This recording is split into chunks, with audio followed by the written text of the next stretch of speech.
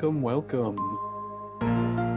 It is currently thunderstorming here.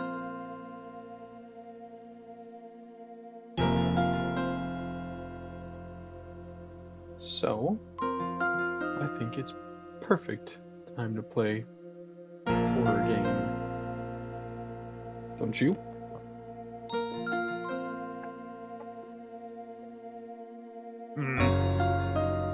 Get all nice and cozy, warm. Nice hot drink, you know. There we go. Let me pause media source here.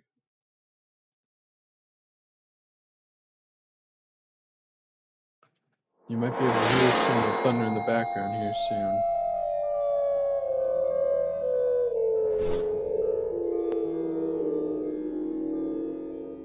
You can definitely hear the game. It's kind of loud.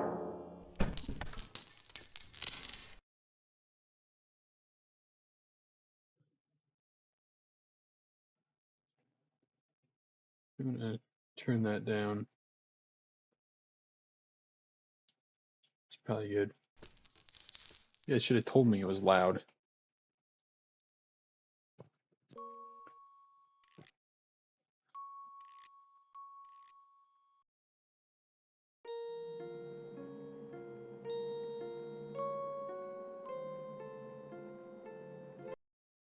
See, I think that's the problem. The sound, I can't change the volume of the sound effects. I could change the volume of the music. So I don't know I don't know what to do about that.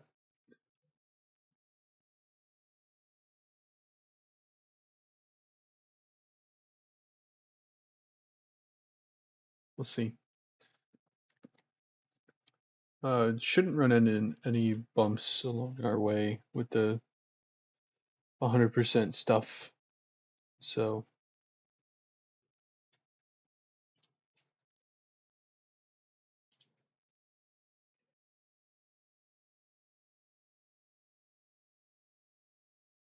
see if we can get anybody else on here. Maybe not. We'll see.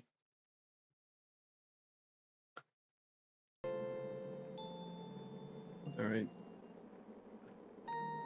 I know it's connected.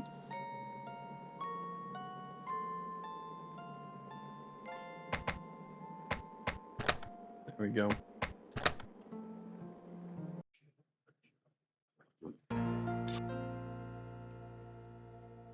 See, this time, I'm not going to forget to use the eyeball key on our door over here.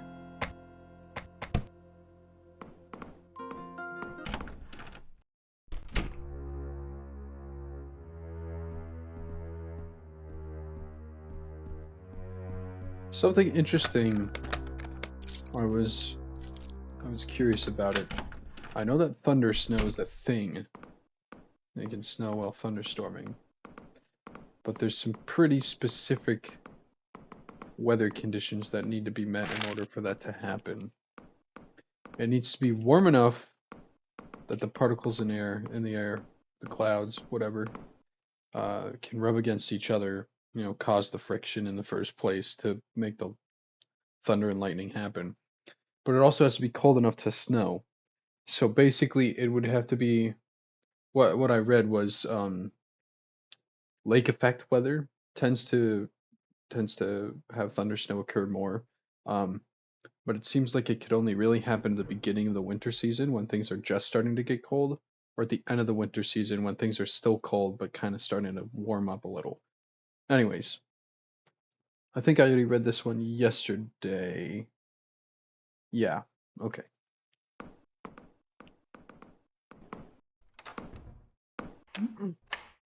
We already saw this cutscene, so I'm just gonna.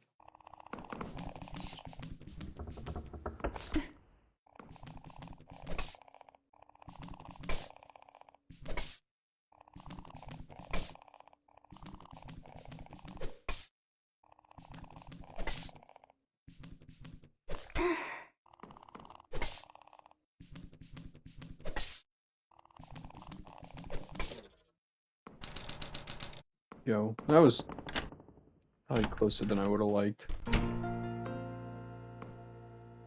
Welcome. We need this one.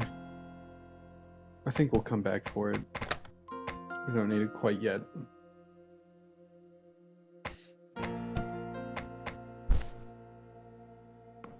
We got one health kit. It's better to use it and need it than to not use it and then need it later and then we don't have it. I guess. Yeah, whatever. We needed it.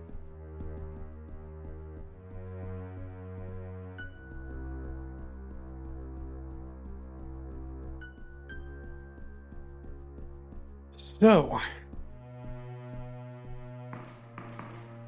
I almost started that podcast yesterday because for a solid probably hour and a half, 2 hours, we kind of just sat there talking with each other. I was like, guys, we gotta figure out something to do, or I'm just gonna start streaming this, and I'll just start the podcast idea early.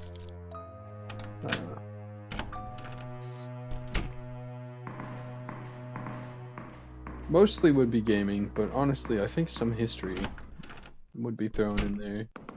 Probably my fault, whatever. But yeah, because I'm a history student in university right now. Did I pick up the crank? I don't think I did. Yeah, okay, we're gonna have to go back anyways.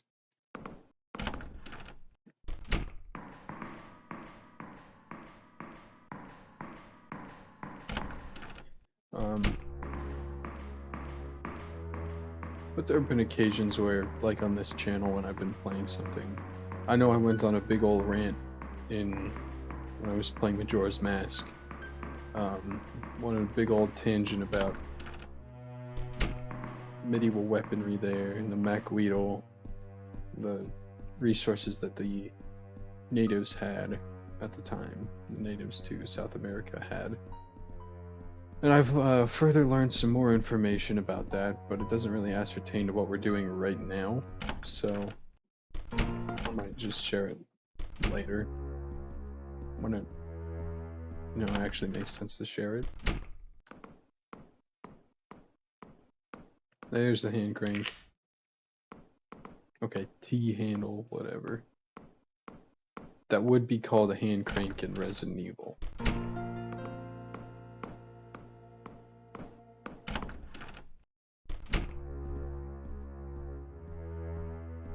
Our last note should be in the final area of the game, but before the final boss.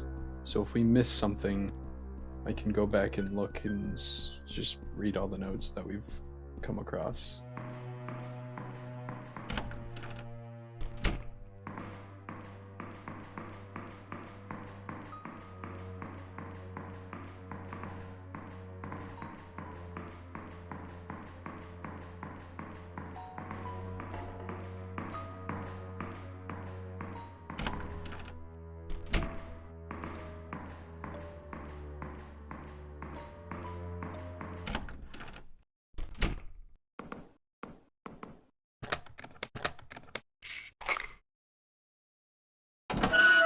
Not much to commentate about this section of the game because we've already Let's see what's kind wrong of been with this through machine. it.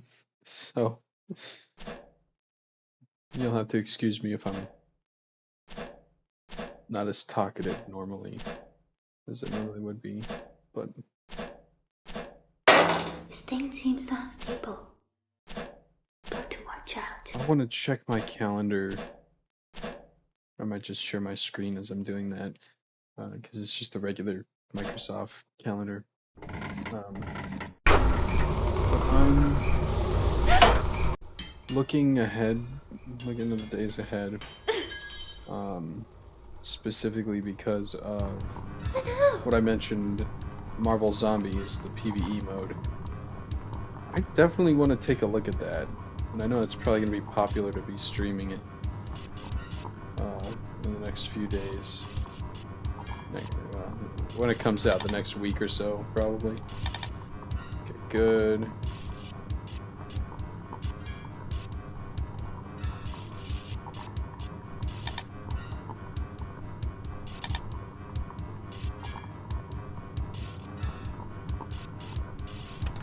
There you go.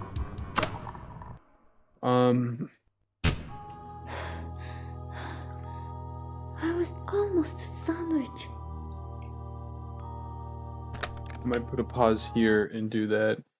Let me pull up. Yes.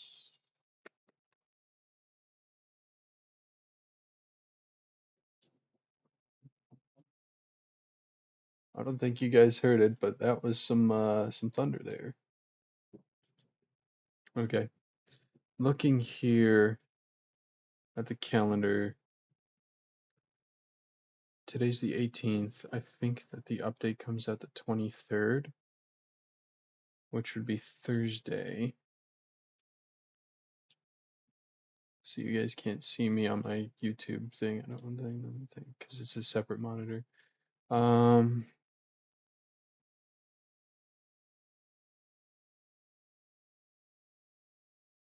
don't know if it's gonna be like a December, a Halloween thing. Oop, I don't want to move. I just want to move that. There we go. First PvE mode on October 24th or October 23rd, based on your region. So yeah, that Thursday or Friday. Playable characters. 5 heroes are available to play in the zombie mode. Each character has been given unique abilities specifically for their PvE experience. Thor, Blade, Magic, Jeff, and the Punisher. Teams of 4. 2 major bosses appear in the zombies mode. You'll need to defeat the boss that fights you. These bosses fight as you progress through the ways. Namor and Scarlet Witch.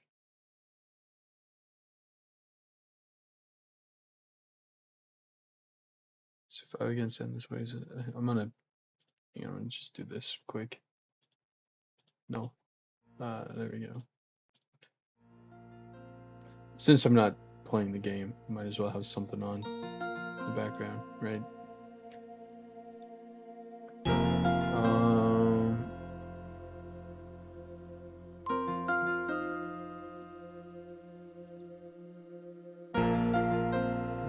Give them enhanced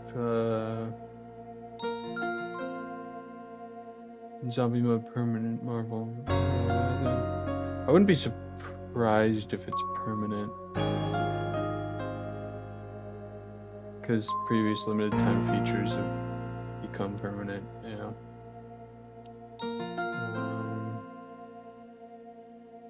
You know about the Halloween costumes. That's some good information. Do they have gameplay?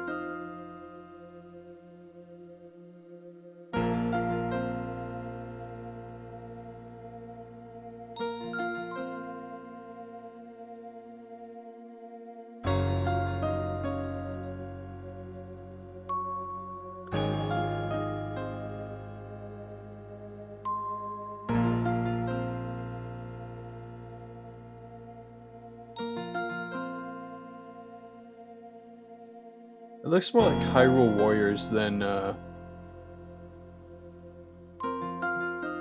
and he can jump off of the turret. That's pretty good.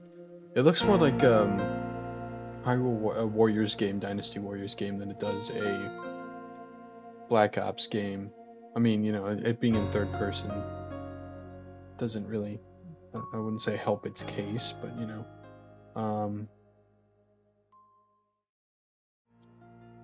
it's something I still think it'd be interesting to check out on Friday on stream. That's one game I've been thinking about streaming, anyways, in the first place.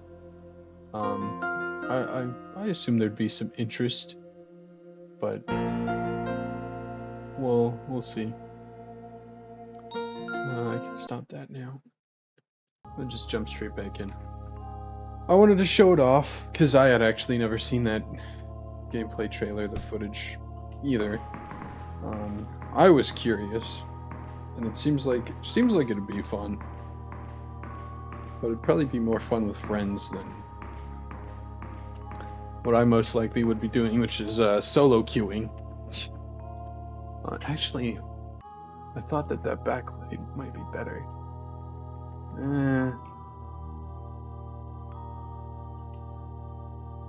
I think it's fine. It's just a little bit more blue of a light when it's just the camera light here. See if I cover that up. I think. Ooh. Okay. This part. Already been. Oh, I never observed these. Let's just look at them. Metallic roots are coming out of a vent. Is it seeking water here? Maybe. We'll have to see what those are, what those do, right?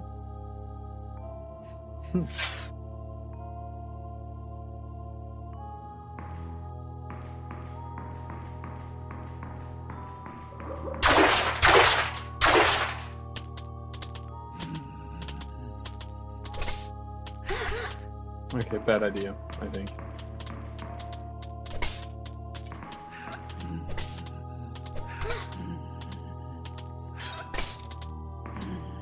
Get out of there.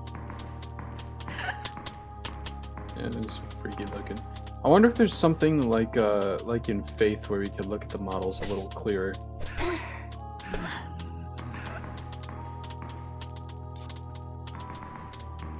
Cause I think that'd be cool. Cause these are some of these are really impressive models, like really impressive. Very well made.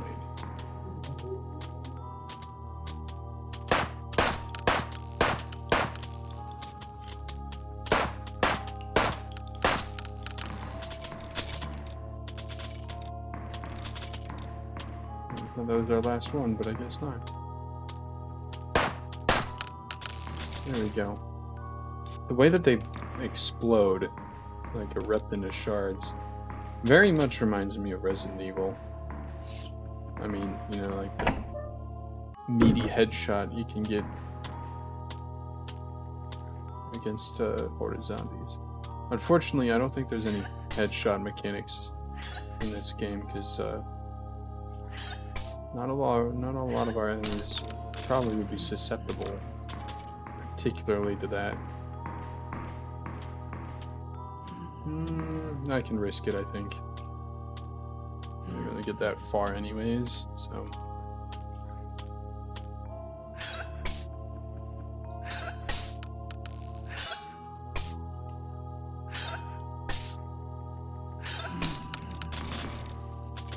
I'm good at this game. We're fine. Welcome. We'll buy that. Thank you. And that. Thank you. And we already have the Wilson. Thank you. Thank you. Thank you. Thank you. Those. Don't have enough for the Wilsons, so we'll just ignore the extra Wilson shots for now. However,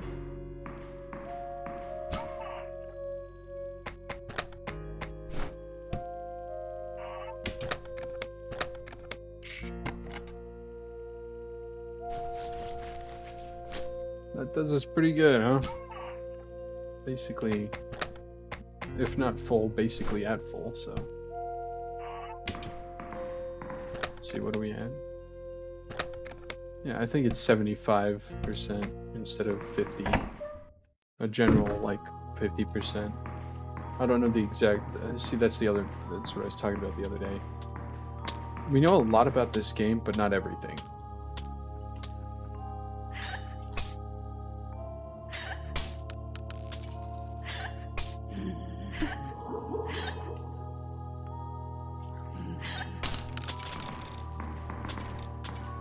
I think it'd be interesting to learn all the numbers stuff.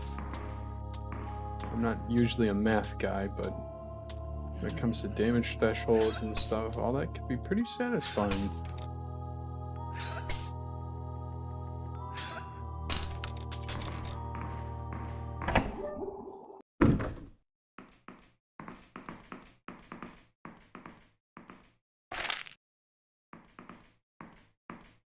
I think we picked up this note earlier, but we never read it.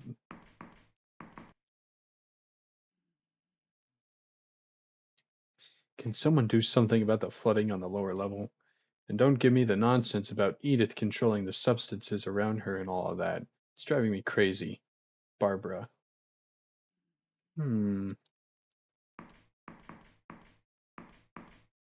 Seems like maybe Barbara had a hand in things a little more than we were suspecting.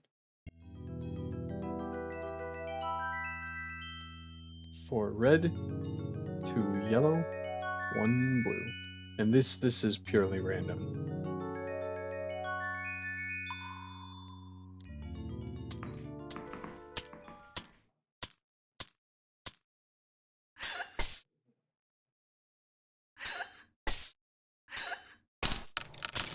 Not go hard, right?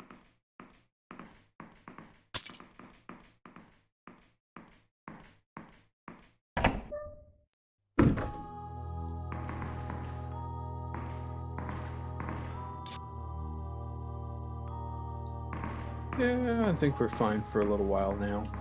I would say probably want to save. But we got 2 medkits, decent number of handgun ammo. Just in case we haven't read this one, I'm gonna... I know we did, but just in case. Why did you turn the soil into water and lock us up in the dark? It doesn't matter anymore. We are glass now, and the waters are our home. Please, someone bring us to the wide oceans, so we can swim free forever.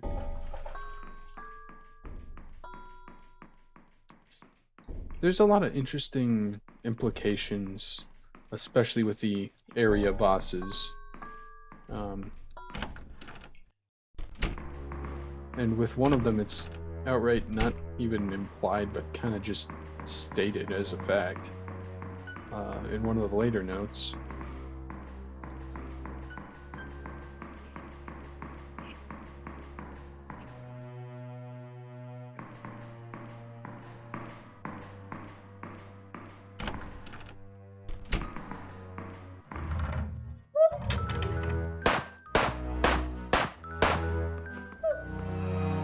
These ballerinas again. I was trying to reload and I forgot that it's not Y or B or anything. I bound it to L, so it just got me bad. That's 2 shots I missed, I suppose.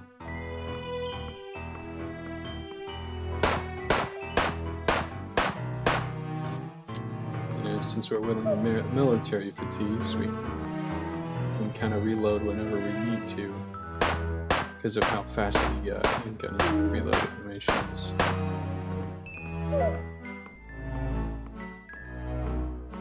I wonder how hard the attacks would be to parry here.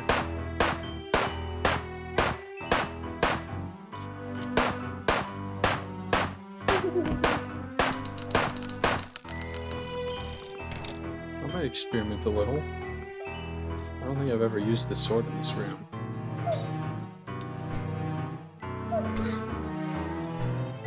I think her reach is too long to be anything but... Oh, never mind.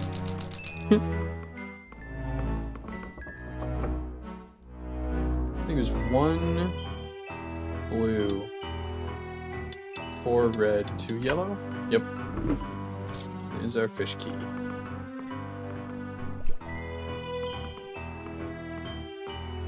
And since we are going to be using the Tommy gun, the Wilson, shoot. Let go, let go, let go. I did not know she could spawn in that room. Or this room, frankly.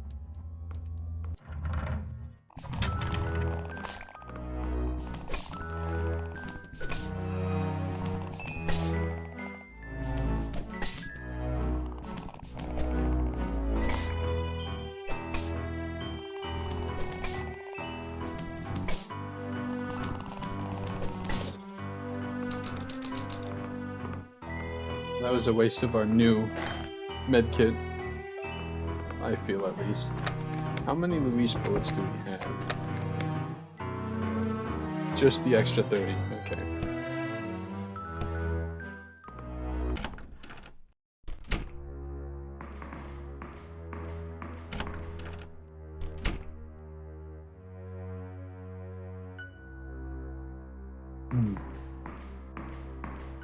Did she do a little animation? I don't think so.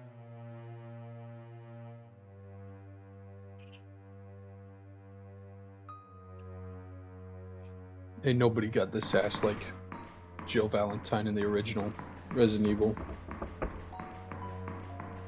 We're never ever gonna have that same level of sass in any video game ever again. No words needed. Just the impatient tapping of her hand on her leg. She's stuck on the table. Not for long, but let's enjoy it while we can.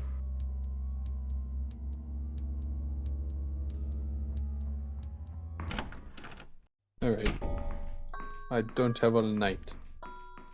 So let's do this.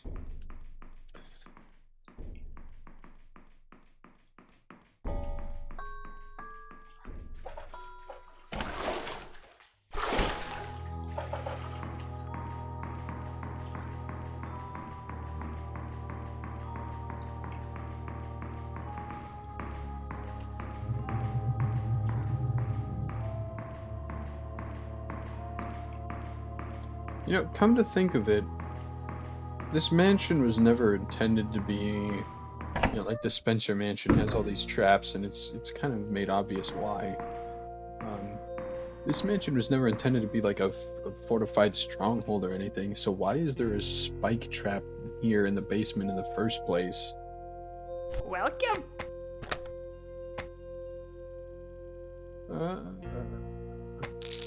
Thank you. Thank you. Yeah. Thank you. And then I think we'll want to heal up first. You shall see why. How many Wilson shots? What is that, 150? Okay, I think we're good. Not that. There.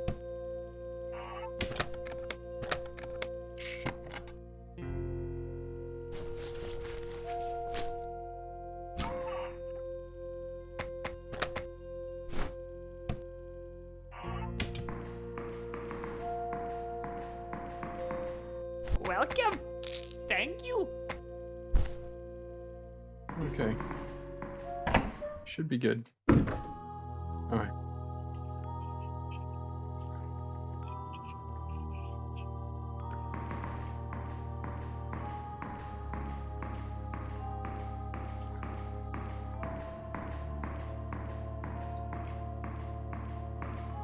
I just realized that my YouTube isn't open, it's my OBS. There we go. I think it'd be fun to do a Resident Evil 4 randomizer. I think that'd be fun. I know I've been thinking about doing something randomizer for Zelda month. I've had it suggested to do a Majora's Mask randomizer because, yeah, so, yep, because the software I use that runs the emulator, the Ship 2 Harkinian, now has a mod for it that randomizes all the items in Majora's Mask, so I think that'd be fun. It'd feel pretty sucky to complete a mask quest and all it gives you is the like a red rupee or something. Who are you? Sorry, I might have scared you a bit. I was out there to keep you safe, but I failed. Somehow the doors took one of my legs. It must be down there, somewhere. But I'm in no condition to fight them. So I wonder, could you help me out a little? Yes, we can. Another option is we could just ignore her. Speaking of ignoring, I'm not gonna ignore that boom of thunder. I don't know if that was audible on the recording. I kind of doubt it, but that was pretty impressive. I'm not gonna lie. This section is completely optional. If you never go in this hallway, then you'll never see it. Speaking of wave-based game modes, here we are with another wave-based game mode, kinda. It's more of a side quest. It's not the right word for it. No, maybe it is. Okay. I'm letting him gather too much.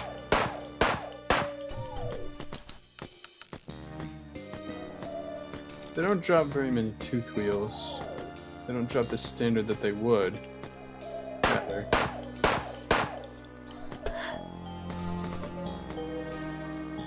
Yeah, I'm definitely rusty. I would not be having this much group up. All of these would have been dead by now.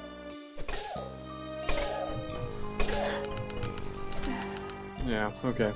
I wanted to try that again anyways. That could have gone so much better.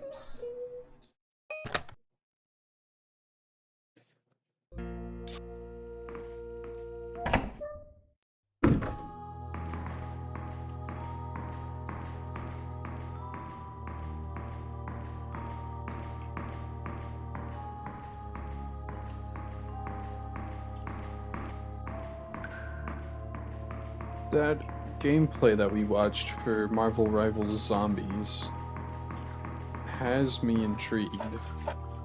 I think I said that already, but I don't care. I'm gonna keep saying it. It looks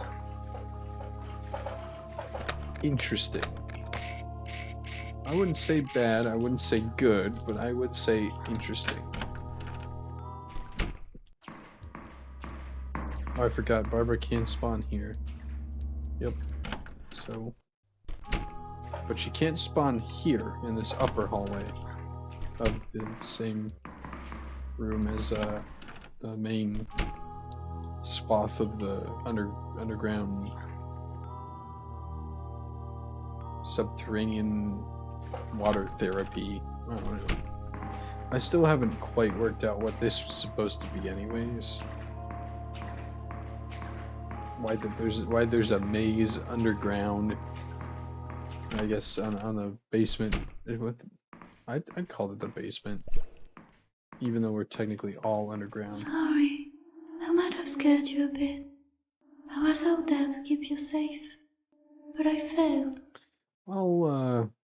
Somehow the doors took one of my legs. I'll give the name of this character after It we must be finish down this there little section. somewhere. But I'm in no condition to fight them. So I wonder, could you help me out a little?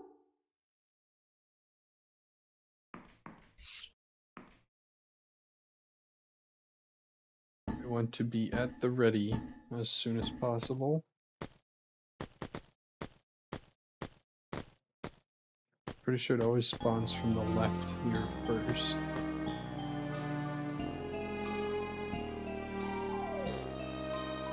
Or the bottom. Yep, that's what I said, the bottom.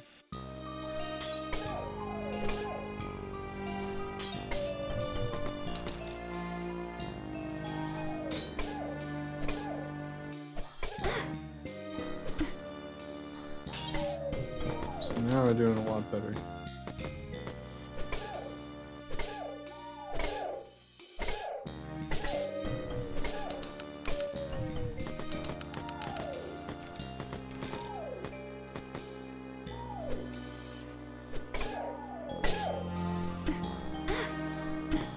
Okay, maybe not a lot better, but we're doing somewhat better than last time.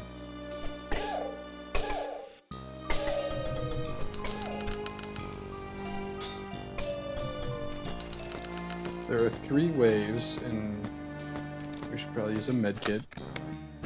A little bit low.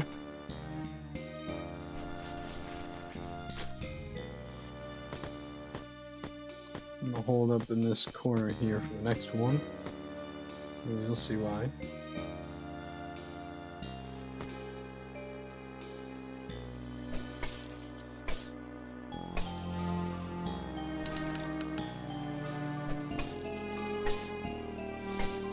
Pretty sure everything here drops to tooth wheels.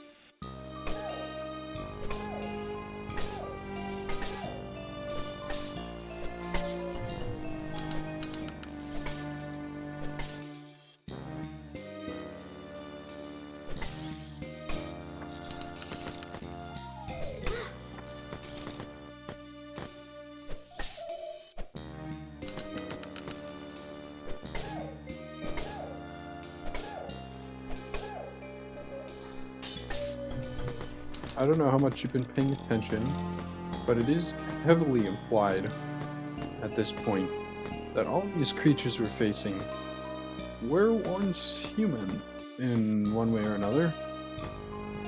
And again, I might have already stated that, but it's starting to unfold a little bit more now. What's really been going on in the St. Johannes Institute. And we got one of these things.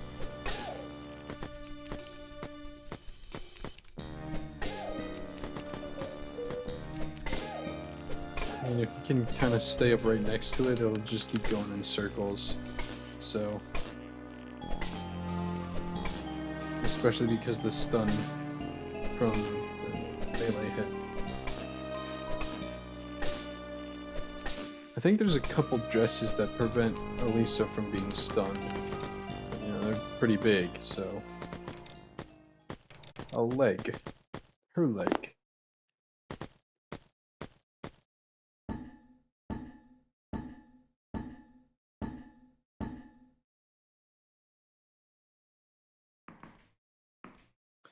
And from here, we don't have to give it to her. We could just walk away with it, which is, in fact, part of an ending, more or less. I'm so grateful that you returned my leg. Next time you're in trouble, I'll be there to return the favor. Oh, and I found this on my way here. You might need it.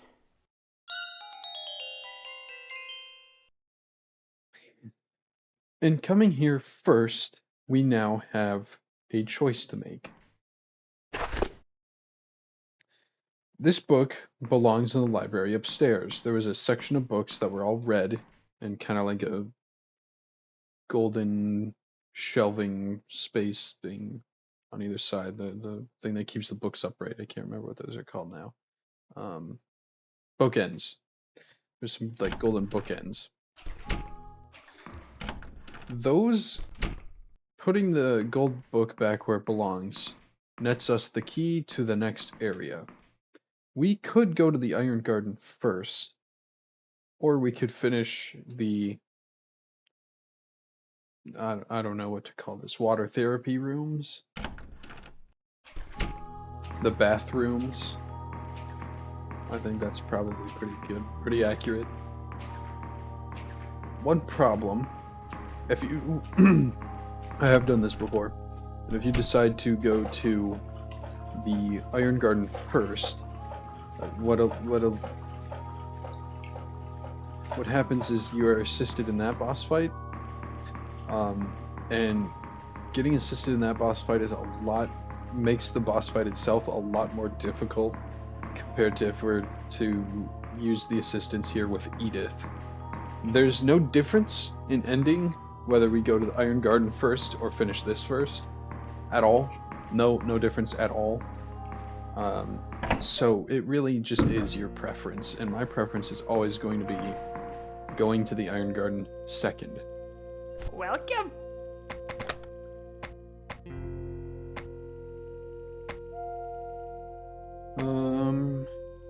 I don't think there's anything new we can buy. I think it's just the Wilson. Thank you. Thank you. Thank you. And you're gonna want to heal up. and then we can save and move on to the next area. Before we do that, I want to show something off that's pretty interesting. I'm pretty sure you can enter here with the wetsuit as well, but there is an achievement tied to this, and you'll see this if you go back and watch that original recording with the horrible audio quality from a year ago, where you can hear some of the game and almost none of me. If you sit in here for 5 minutes, you get an achievement. Just sit here and relax. And you know what? After all Elisa's been through so far, I think she deserves it. A little bit of a break. Well, I think that's enough for now. We have business to attend to. I'm surprised that there's no achievement attached to completing a game without any other dresses on, because it wasn't difficult. I think I did it on a new game plus, which maybe you'd consider that cheating, but it wasn't easy either, because you're out any amount of defense. Any dress you put on is always going to have defense. Even this one, 10 defense, you know. Welcome.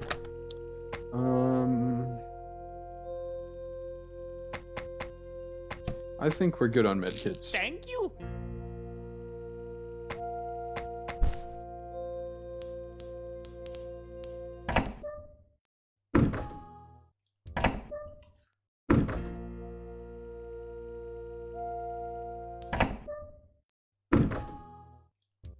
Okay.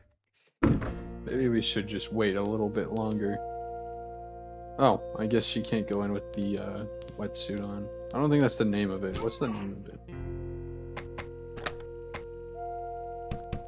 I think we gotta check our stats here. No? Oh, that's right. Hydra suit. Hydra suit. Ooh, fast in deep water. Notice it doesn't say faster, it just says fast. Because you're encumbered if you're wearing anything else in deep water. Which, I mean, I guess makes sense, but I don't know, I feel like I could swim with maybe not a whole dress, but you know, if I'm wearing not that key, we want that key. If I'm wearing maybe the military fatigues would be easy to swim in. And then you gotta be doing it on the battlefield, right?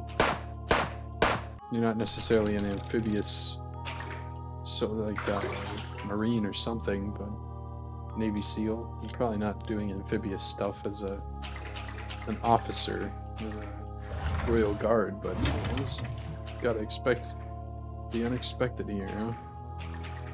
Right?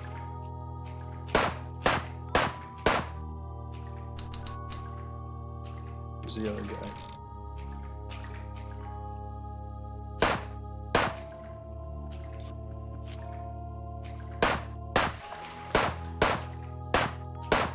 There. Now we do have the blunderbuss. Again, since we're not wearing the military fatigues, and you'll have to excuse me, I have to pull up the, I'm gonna have to pause and pull up the Steam guide here, because there's a couple notes in here, and like we saw on the map earlier, yesterday, doesn't really show you, where exactly the notes are. Enemy guide? Interesting.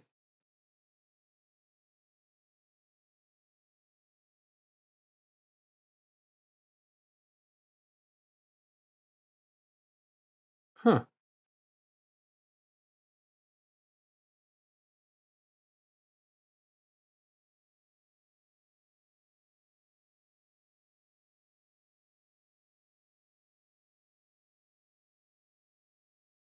Cool. I've never seen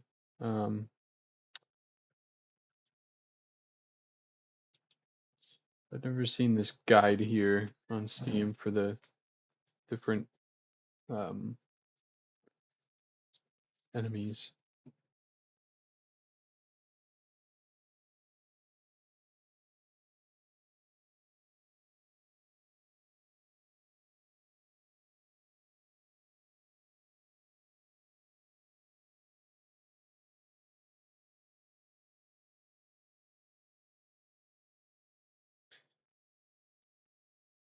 Oh, okay.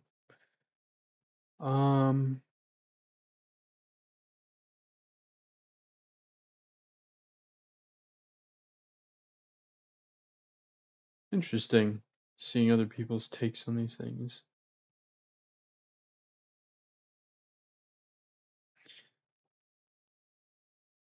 Hmm.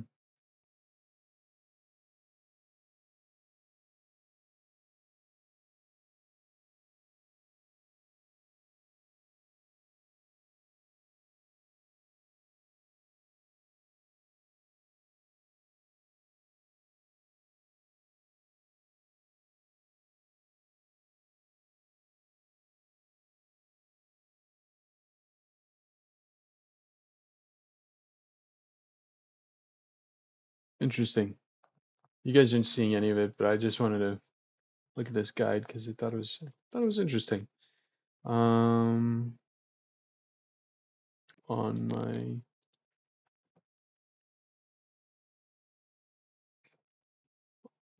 my browser here, all notes or item locations. I don't think that's what I'm looking for, is it? Yeah, it is. Okay. I think the only two I'm not gonna be able to find easily are the two in the aquatic maze.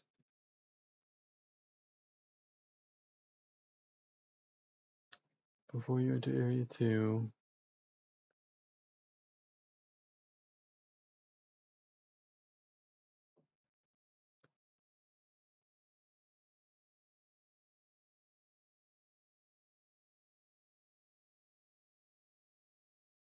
I think there's only one in the maze. Yeah, I think there's only one in the maze. I just need the locale on the map.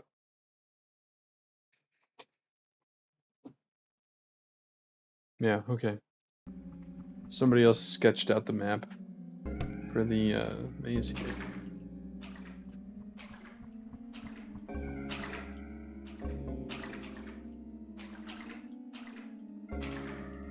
So I think that's what I'm looking at, yeah.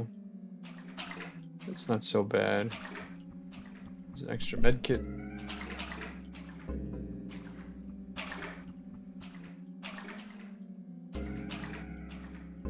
I wish that this was just in the game. This is pretty useful.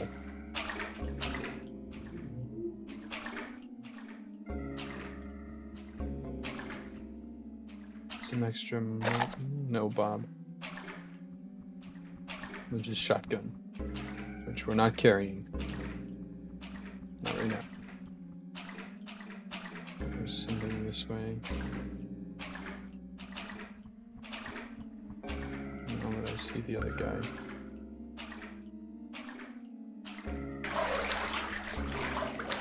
I was not anywhere near close enough to get grabbed, but either times. What? Let me go! Let me go! Bruh.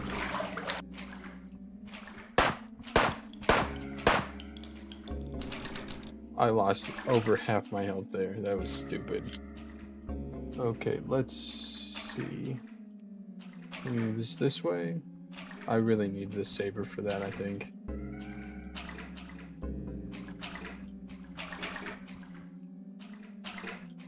I don't need no way.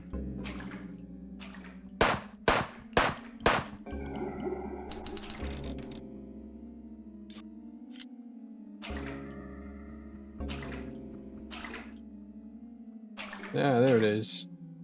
Strange shaped glass pot is floating in the water. There's a file inside. Patient 13. Edith Boyle. Boyle. Whatever. After glass-like petrification, other extraordinary mutations started to appear. A tentacle legs grew from her body. She is showing signs of depetrification. We are another step closer to controlling non-organic to organic material. Interesting.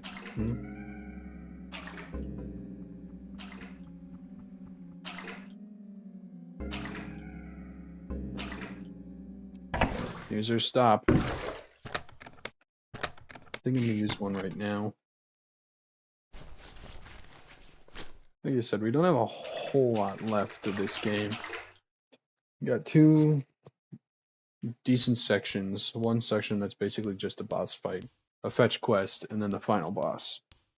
So, keep yourselves strapped in. What a monstrosity. Most of it looks fossilized, and parts are made of glass. It's holding something. A decorated metal disc. Looks important. Poseidon disc. So yeah, I think it's safe to assume that the weird head things that we were seeing in the water hall above the maze were probably Poseidon.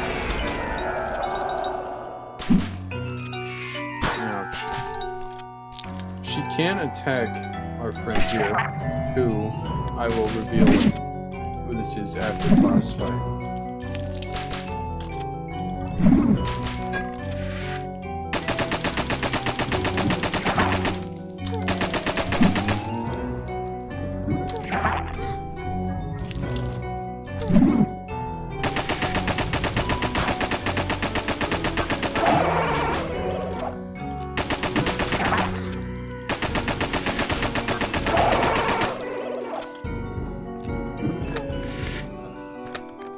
Just to be safe.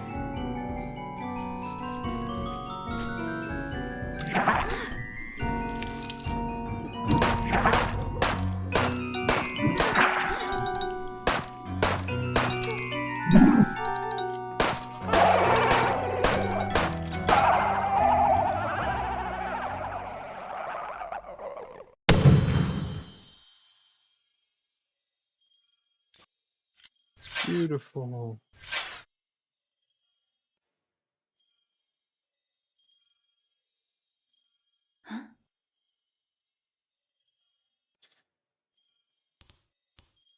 We will be left alone by Barbara. Now.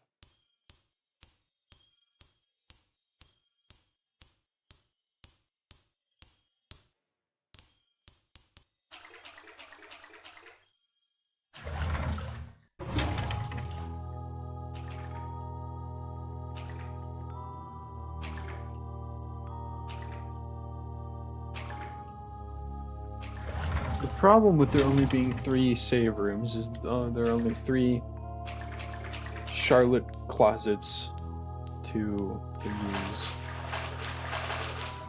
And the Iron Garden coming up is a pretty big area. So, I'm gonna make sure I didn't miss anything in there.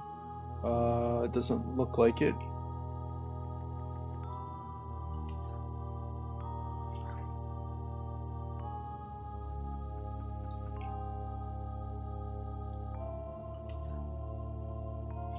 There might be another note back up in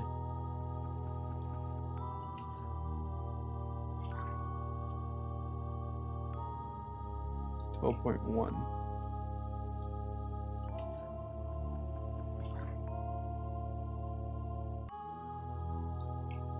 I don't think I messed it up. I might have, though. I don't think I did.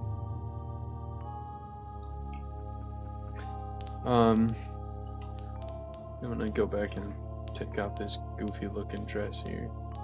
I forgot that these are down here, man. We don't have our sabers, so I'm gonna just run around you for now.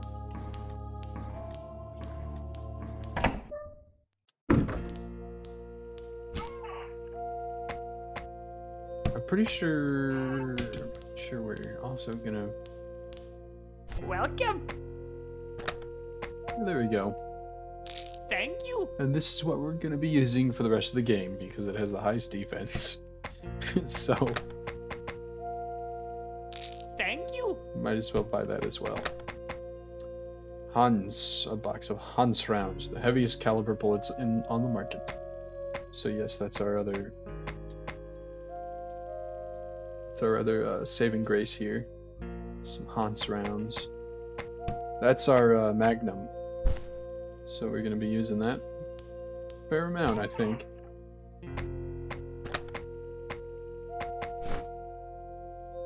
What's our health looking like?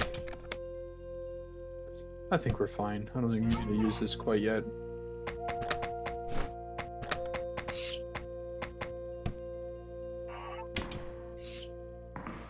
Looks so badass here, yeah. So I need to double check that I'm not missing anything. I don't think I am.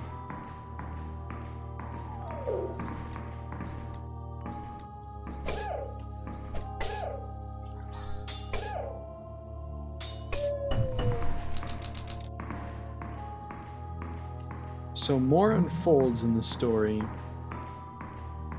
We find out that Edith was being experimented on in some form or fashion. And that Barbara had maybe something to do with it.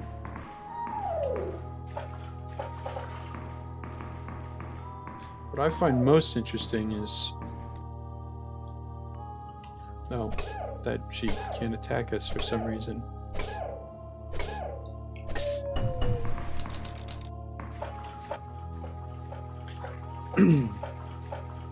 What I find most interesting is that this is... I don't know what number of playthrough this is for me, but I'm still learning new stuff. There was a lore video I watched some year ago, I think, that kind of went through the notes and talked about what was going on. Yeah, there's no note here. There is in the guide, but I don't think it's necessary, because it's only there if you don't rescue Elise, who, by the way, I did say I was going to mention after the boss fight. Yes, the person we rescued, her name is Elise.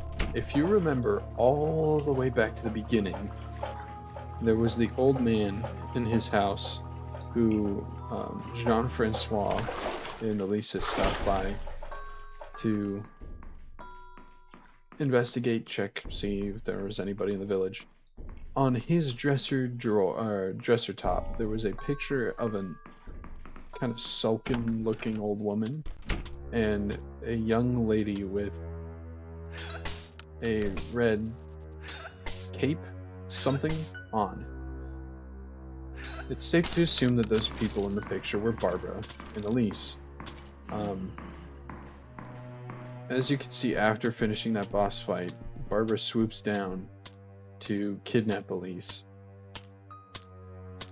And like I said, I think it's pretty safe to assume that Elise is Barbara's daughter, and that they're both the daughter and the wife of the man that we interrogated at the beginning.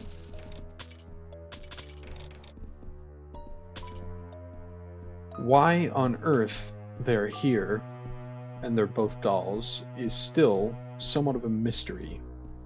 At least to me, personally. In all my time put into this game, I still haven't quite figured out why they would be here. But I do have a couple ideas. A couple game theories, if you will.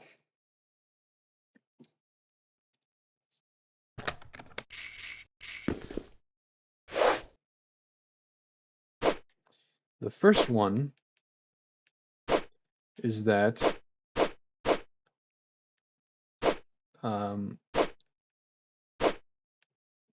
Barbara saw that Elise was becoming more independent or something, and did not want her to leave the house. Something of that sort.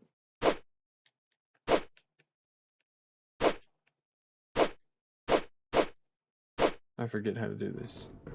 I think we need to pull all of them out. I think that's what that was. All of them except this one. No, it's I remember now. I remember now.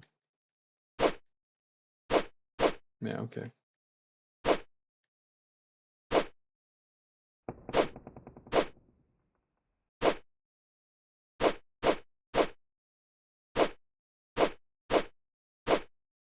There we go, I think.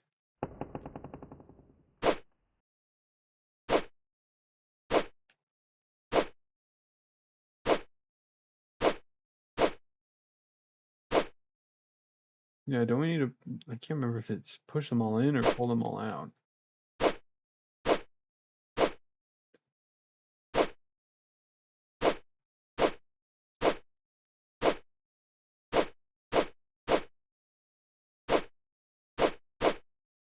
Yeah, okay, okay. Yeah.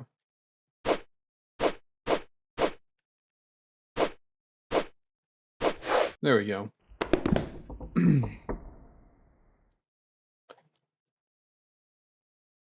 So yeah, one theory I have is that Elise was being rebellious or showing signs of, I don't know, something. Something that Barbara thought was worth taking her to the St. Johannes Institute to have checked out, and was so worried about her, despite her being fine, even if it was after some treatment or whatever, insisted that they stayed there for an extended amount of time, which caused Welcome. more so Barbara than anybody else, or more so Barbara than Elise, to go a little crazy, and whether that's stir crazy or just genuinely crazy, we will see in the future. I don't think this actually has a defending mechanic, so it's probably not a good idea to buy this. And this only works once. So I'd say, eh. Welcome. Also, if we had brought Elise's leg over to Pier, we could have unlocked this other modification here. It's not really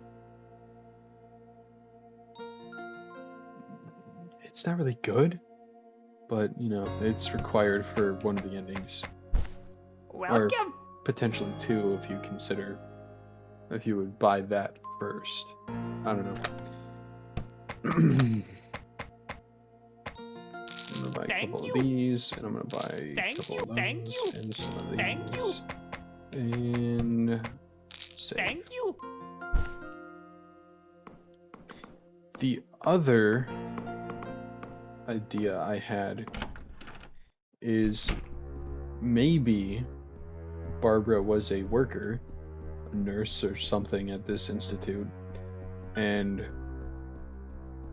maybe lured her daughter into coming to the institute and staying or something, but you know, just had started to go crazy in the first place. Needless to say, here's my favorite part of the game. Needless to say, none of them being here is Elisa's fault. You could probably pin all of the blame on Barbara.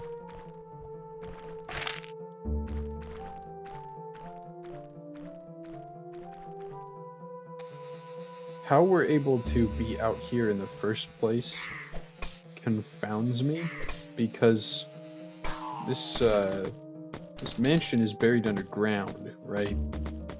So, oh, gotta put my chair back in position. There we go. So how are we not being suffocated by dirt? It's a diary page, 13th August 1891. We found a large cave opening. There are lanterns placed in this cavern. Are there other miners here? Interesting. There's a mining operation done down here.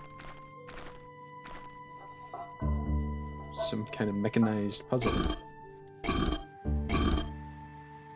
Let me see if I can remember this.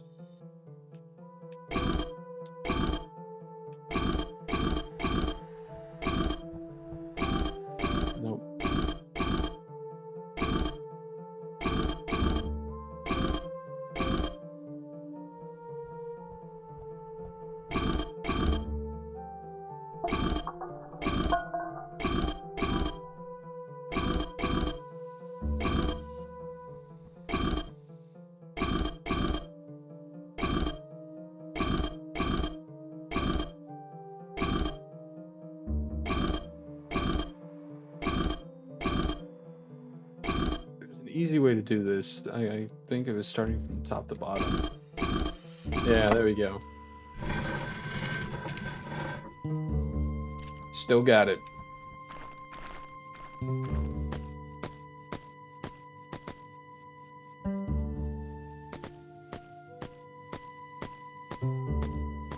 I think some danger presents itself here. Yeah. These big flower dudes, not the feminine looking ones, but these big hulking guys, can be quite the issue. While you can parry their attacks, they are much harder to parry than the other more feminine looking creatures. So, using long-range combat materials is advised against the masculine plant creatures.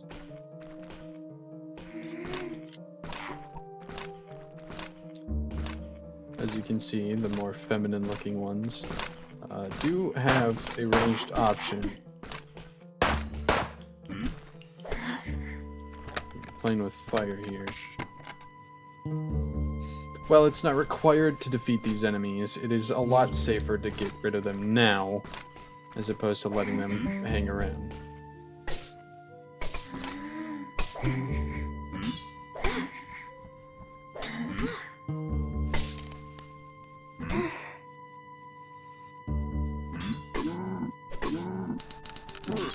Not impossible, but their hitbox is a lot harder to parry.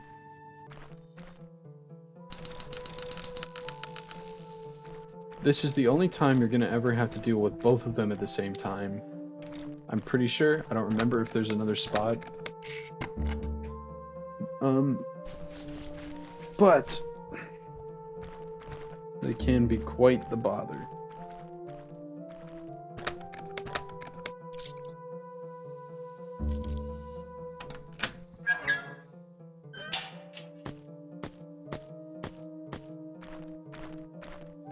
Now,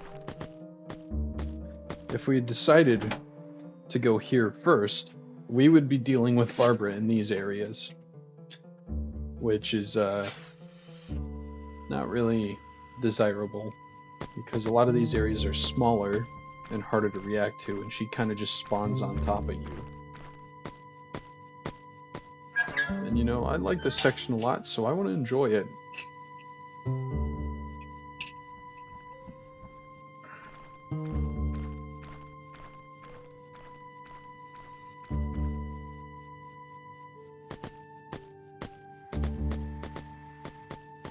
I'm pretty sure our area here is closed off now. But here's the teeth door that we were needing to look for.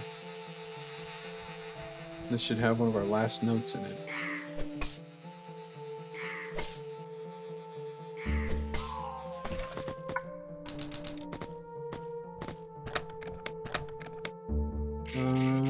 Let's use this now. Where we find box of bobs, an additional health kit, this rope, and a note. It's a diary page. I don't know what happened. There's a huge building in this cave. That explains why we're not being suffocated, I suppose. It's in a cave. I'm trapped, hiding to save my life. The entrance caved in, and men in strange armor chased us. Caught some of our men. The screams have stopped. I'm afraid I'm the last one alive. My wounds are full of metal fragments. Can't seem to remove them. I feel empty.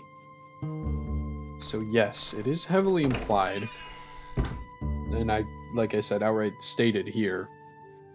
If one of these creatures gets you, you kind of just turn into one of them. Or so it seems, at least.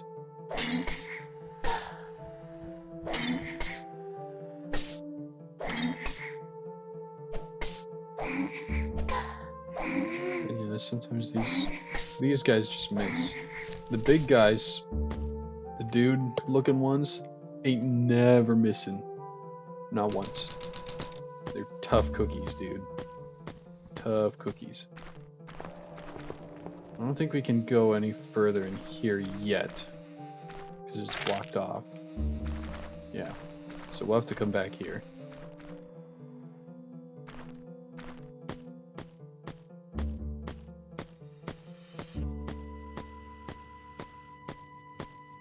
I wonder what the map looks like here. Okay, it's a bit more helpful than the other one.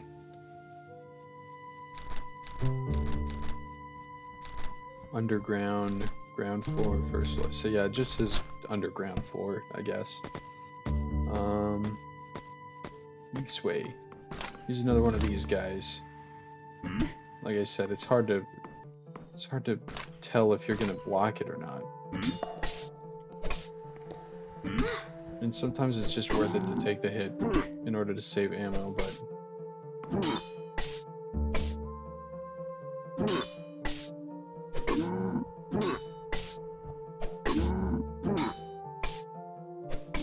if you're quick enough, you can just turn a little bit to block the one sickle on one side or the other. So...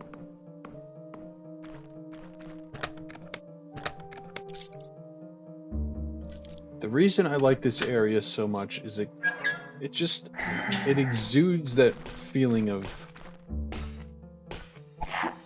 danger.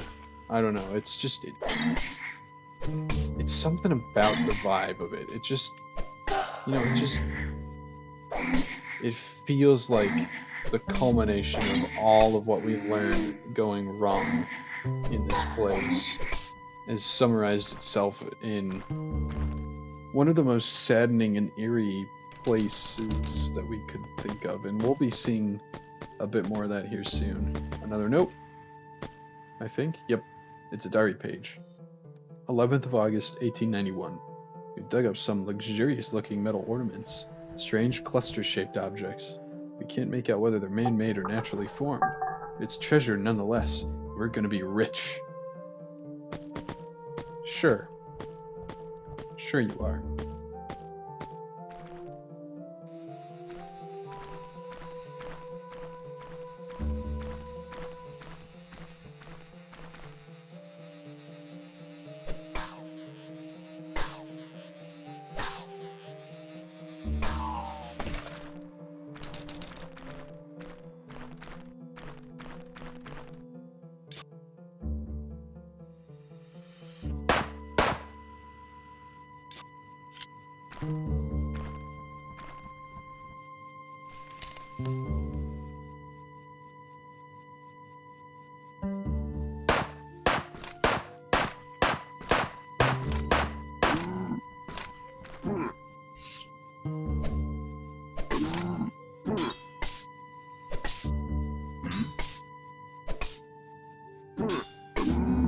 Still kind of move as you block, so it's these over the times I've played this game, these guys don't pose nearly as big of a threat as they did when I first started playing this game, but still, they're not something to be taken lightly. The utmost amount of caution should be used when facing the plant creatures, the buff ones.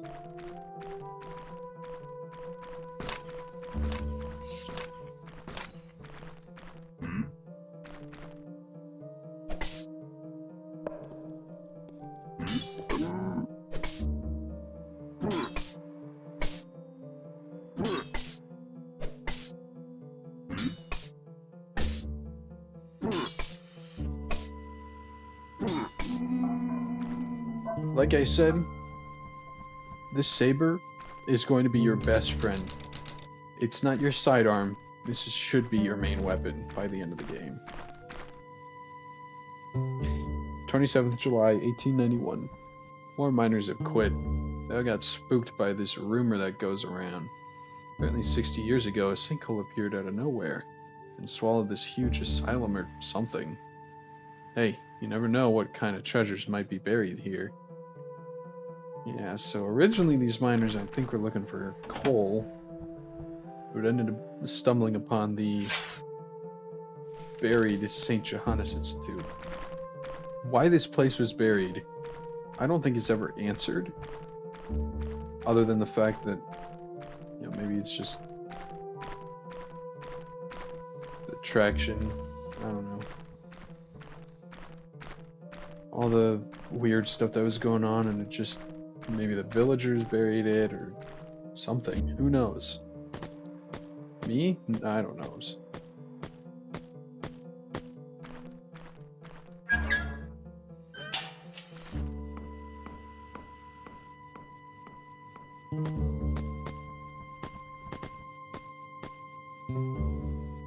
No, we don't want to go here.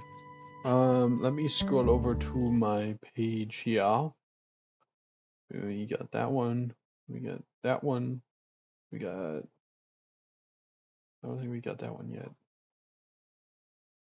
I don't think so. We need to get that one. Oh, we must have gotten that note. Yeah. I think we got that one. Da. So there's one more left in the garden that we got to keep our eyes open for.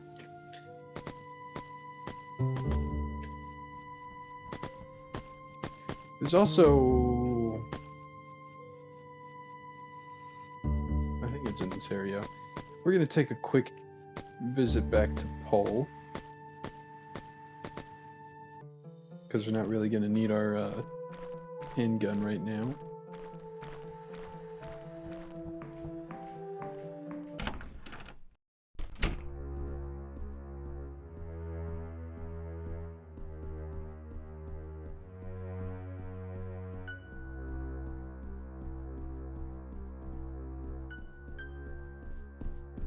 You've seen in a couple of these situations when the other dress might have been the starting dress might have been a decent idea.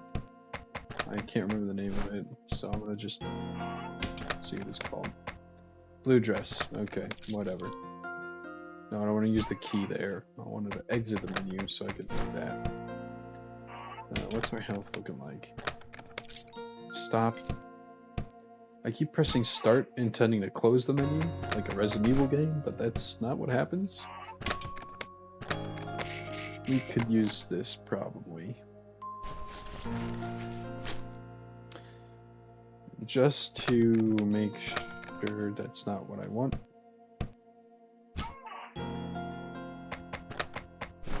Just to make sure I don't miss anything. There's one there, one there, one there. Looks like if I do miss it, I know which one I missed. Like by the final note of the final area.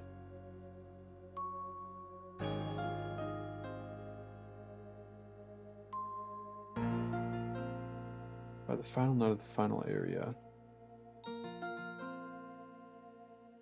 we should get the notification, the achievement notification. If we don't,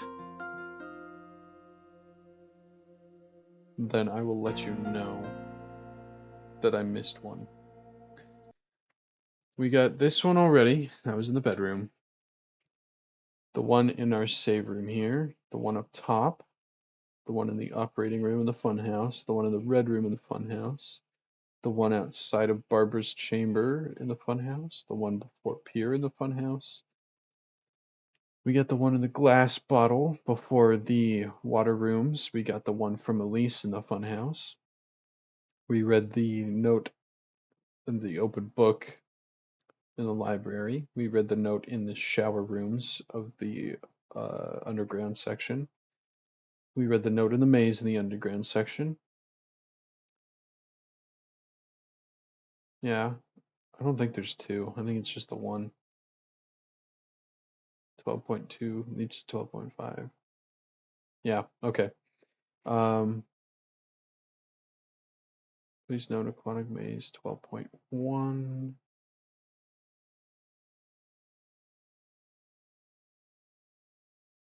Entering incorrect areas will skip. First, we'll skip a note.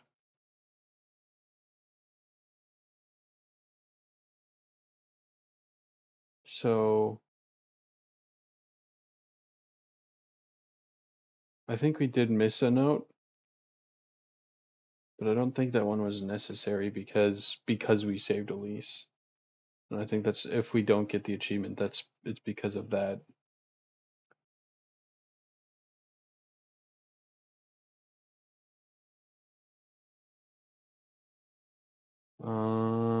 But I don't think it's necessary. My fingers are crossed that that's the case. If it's not the case, then we can just come back tomorrow. Or honestly, I could just start a new Game Plus run with this file and do it again. I don't think we need to miss out on saving Elise, but if we did miss a note, that's probably the one.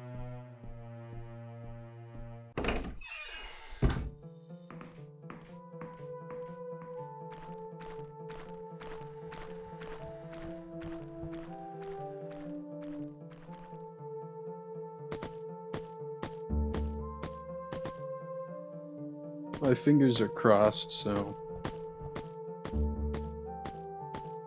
here's to hoping that we didn't miss something.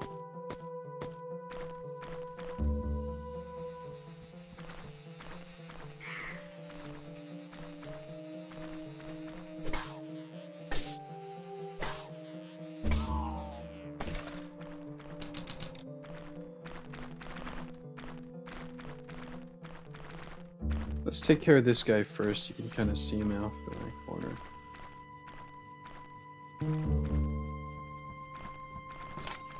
Doesn't really activate until we...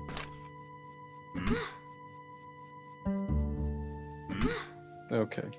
We need a better angle.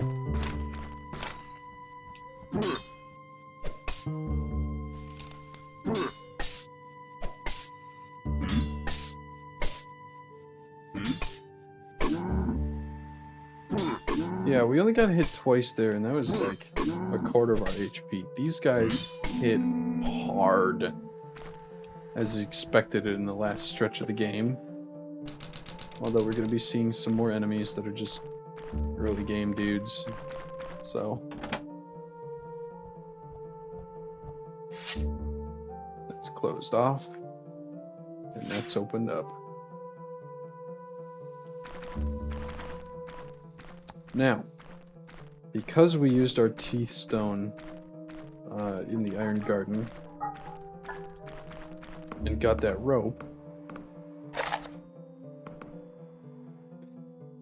if I want to see what's on the bottom end of this hole, I need a rope or something. Well, lucky us, we have one.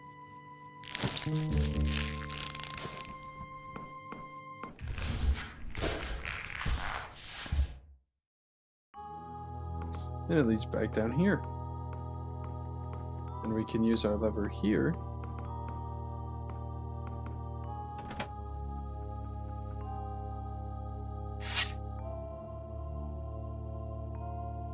That closes that off, but you'll see in a second why that would be useful.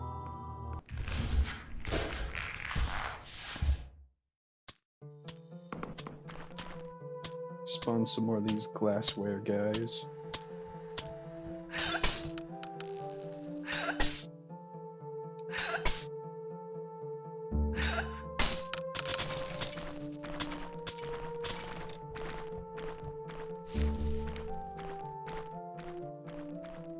Something I want to talk about is each of the different enemy types. You know, their respective zones, like I was saying, probably correlate to the zone bosses as well. These Iron Garden flies, I don't think as much, but definitely the big plant people, the feminine and masculine looking plant people, correlate to this area's boss. And the glassware mermaid mummy things certainly correlate towards Edith. What about Pier? I know we discussed this a little bit.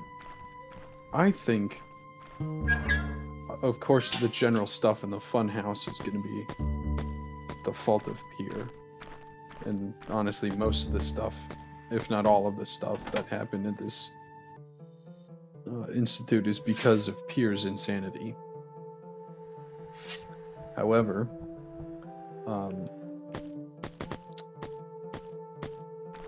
there are some creatures that I think, in one way or another, kind of just happened, you know, due to we'll read about it later, but due to certain reasons, they kind of just appeared. Yeah, this note. Did we read this note yet? Yes, we did. Okay.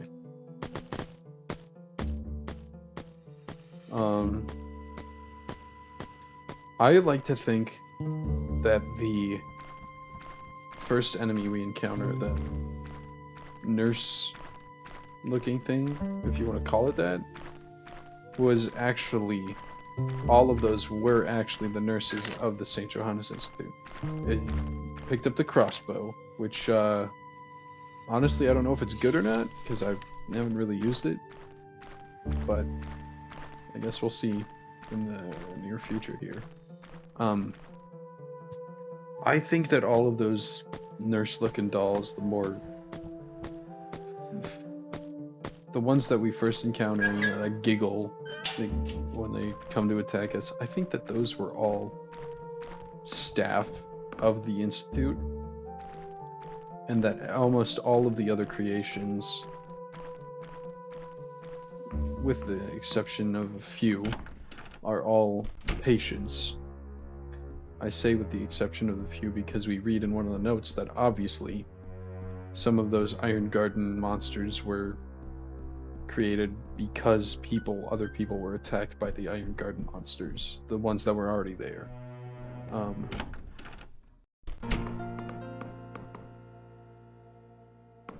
Yeah.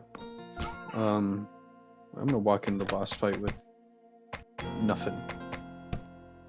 Just the sword. Might as well save, right? Welcome. Thank you.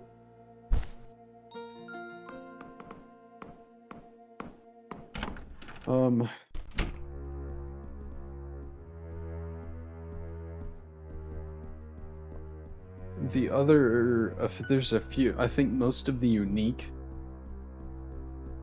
like, one-time enemies were probably staff members too. Like the Jack-in-the-Box, the big baby thing that we saw in the kitchen. Those two giant heads could have possibly been employees. I just think that's the case because it seems a little convenient, maybe, you know, because Pierre's been practicing on the patients, but, you know, once he went crazy, what's to stop him from practicing on his fellow doctors and nurses and whatnot here at the St. Johannes Institute? With that said, a majority of these are patients because, you know, Pierre's insane. Our last note of the area is right over there. There's an old book on the ground. It's a diary. 18th July, 1891. We've been digging for weeks, but haven't found any coal yet. Some of the miners started questioning the higher-ups. They pay us well, so I'm not complaining.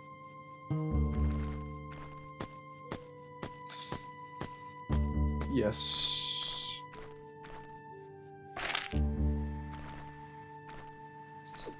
Honestly, this is probably my favorite boss fight in the game too. This area entirely, it's just so good.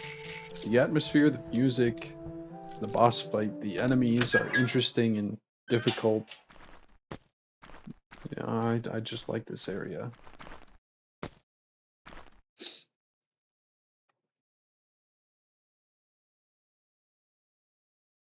Aki?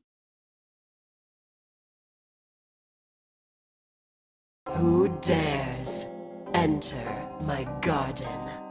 You are here to take my throne, aren't you? Let's see what you're made of. I see. You came without firearms. Then this will be a fair fight. You don't get that line of dialogue or the achievement that follows it if you don't enter with only the saber. Or I guess maybe any other melee weapon, but I haven't tried that because only the saber is really good. So. And I could be misremembering, but she's got a second attack where she summons a bunch of thorns. If you enter with just the saber, I don't think she ever uses it. Honestly, this boss fight is not that hard. So if you're entering with weapons other than the saber, that's probably a wake-up call.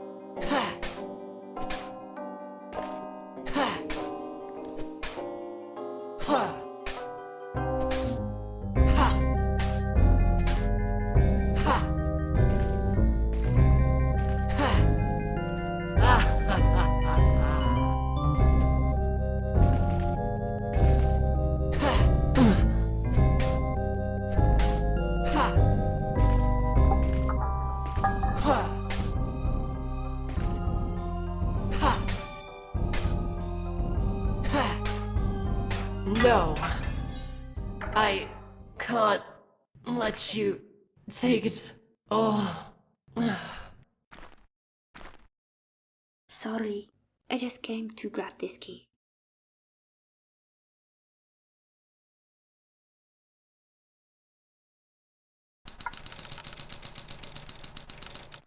Yeah, she gives a lot of tooth wheels.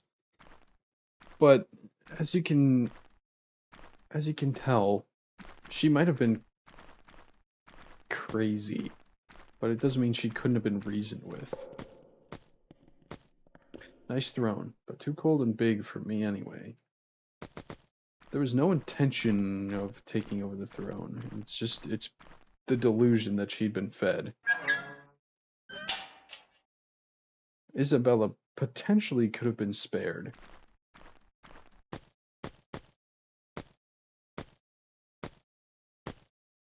Look at my beautiful garden. Flowers of every season, all year long.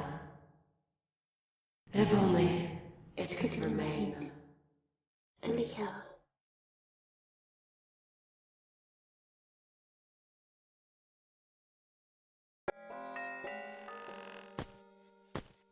In the soundtrack, this song is called Confusion. And I must admit, after that boss fight, I felt pretty confused. How did we see what Flora wanted us to see? Was it because we had that interaction with her in the first place? Or was it just Alisa and Flora sharing the same sentiment? They're both partial to nature and wish that this beautiful garden could have stayed as such beautiful.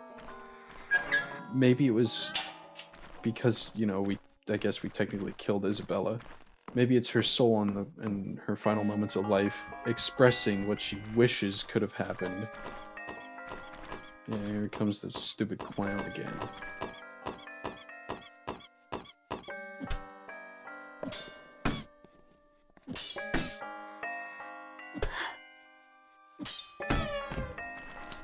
These guys aren't hard to take out, it's just that one hallway that makes it difficult. I like to think that Isabella passed on with her dream cementing in Alisa. Alisa wants to see the world beautiful, just like Isabella does. And she's gonna try to, you know, keep it that way. Keep it beautiful. Whatever, you know. Maybe I'm reading too much into just a regular line of dialogue. The stupid clown shoes, yeah.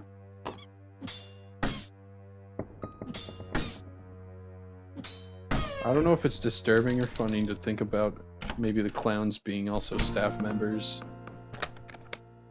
You know, maybe Pierre thought that they were incompetent fools, so we made them look the part too. I don't know. Welcome. The hazard dress, an antique hazard suit, a mechanical eye, detects oddities in the area, plus 30 defense, and enemy and item detection. It's kind of running off the UI a little there, but I don't think that's an issue. This is not a bad dress, but because it's only 30 defense instead of the 40 that we get from leather, I might put it on just to show it off, and then immediately put on the leather dress again. In other words, in other means, whatever. Stalker M50, M520. Pump action. Thank you. Yes, please. And over in the reward side, Flora, we could buy the iron armor, 60 defense, but can't sprint. The sword and shield. This weapon isn't man-made. It grew in the Iron Garden with focused energy. Acts as a bit of a better, not necessarily more reliable, but a better saber because you can hold up the shield indefinitely until the shield has taken too much damage and you have to put it down. It doesn't break or anything, but... And the Iron Thorns, a rare flower from the Iron Garden, briefly grows vicious thorns from the ground around you. This is an AoE attack, and I would not recommend it. Really. If I decide I want to use the iron armor, I would probably buy the foot modification. You only get the bad ending if you have 2 or more. And that counts the cosmetics, but I don't want to risk it, so we're just going to buy the sword and shield because we're using sword and shield anyways. I guess not shield, but the sword, the saber. Welcome. Anyways. Thank you. And we're able to buy everything we want from that section at the end of it anyway, so... it might be worth it to...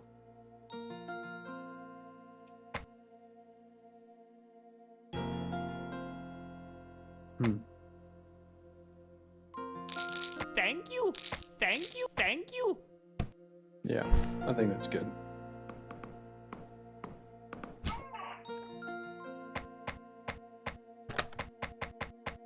The crossbow is a interesting weapon. Like I said, I haven't extensively used it yet, so I don't really know if it's good.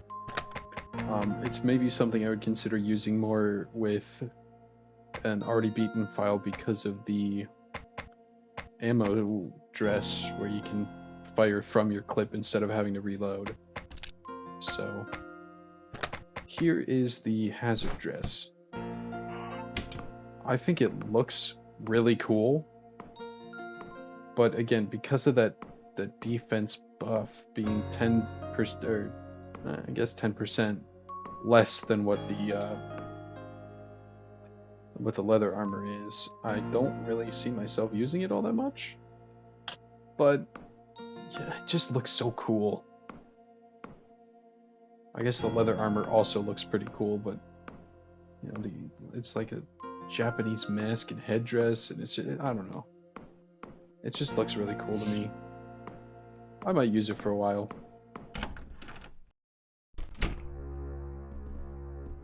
The right hand key.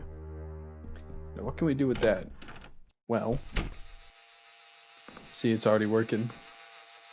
Showing us where the enemy is.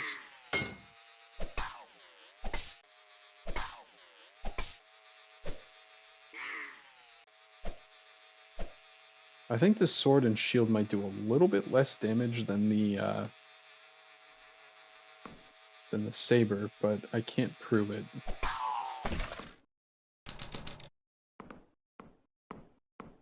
Not yet, at least.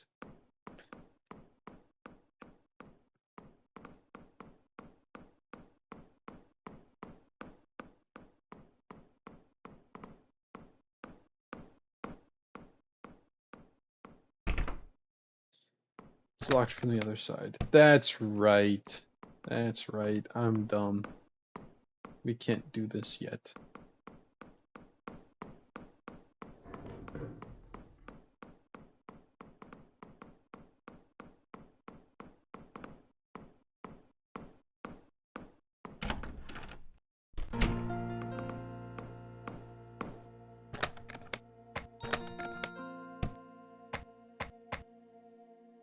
Yeah, I think the sword does do a little bit less damage than the sword and shield. The sword in the sword and shield combo does a little bit less damage than the saber. I think because you have the shield that can just block indefinitely until, yeah, like I said, until it builds up enough kinetic energy. I don't know.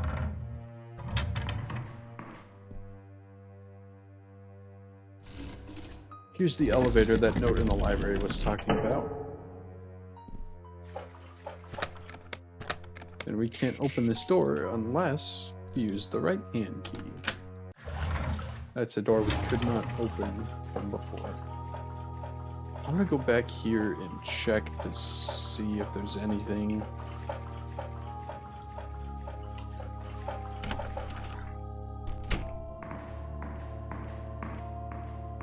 Yeah, so we missed an item down there. I don't think it points to notes, but it does point to items.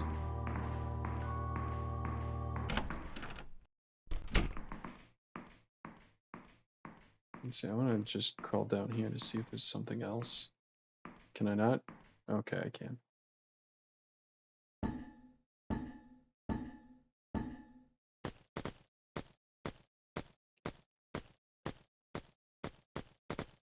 Does it loop? It does loop. Huh, that's interesting. I've never tested that before. Well, this way at least we get a little buddy to come with us, right?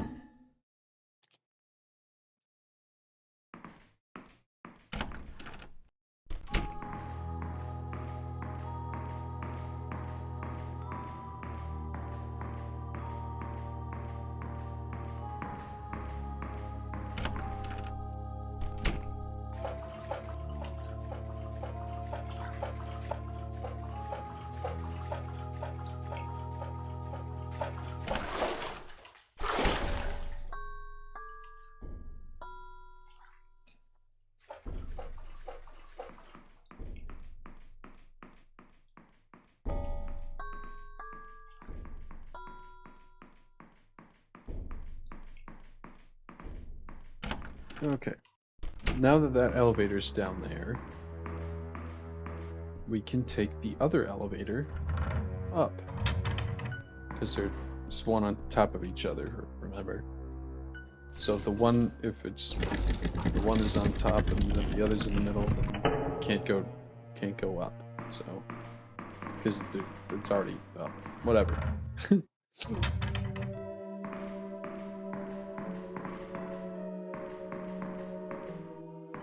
I think that's, yeah, medkit. So it's it's a little bit of use we can get from this guy. The warrior disc.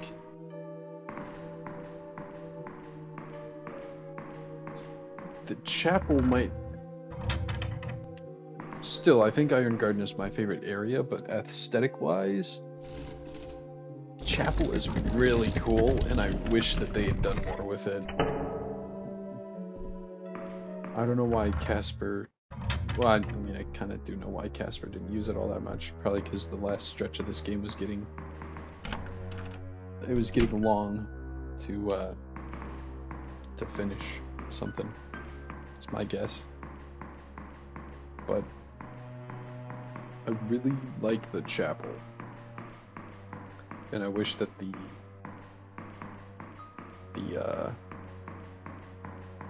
end section wasn't as much fetch quest and maybe was a little bit more in the chapel.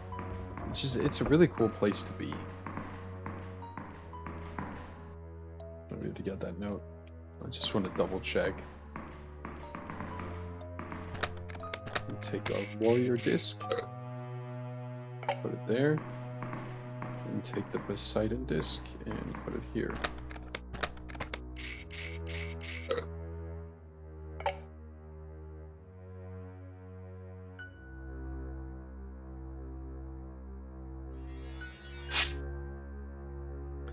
And the way is opened.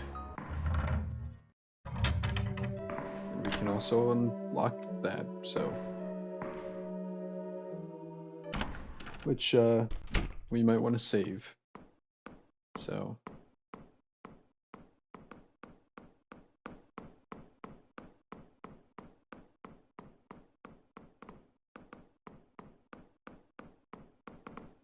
should be only a couple notes left. There's one in, I think there's one in the chapel,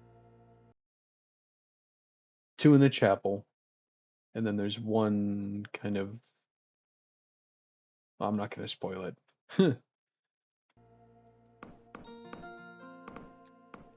Welcome. Thank you. As far as I know, this next boss fight, it doesn't really matter what dress we're wearing because the damage doesn't directly affect Alisa. Technically speaking. So we can keep our pretty looking dress here on, so.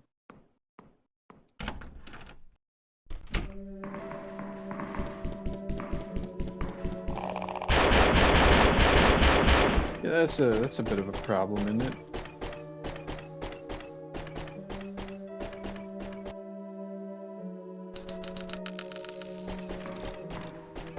So yeah, that's our hint.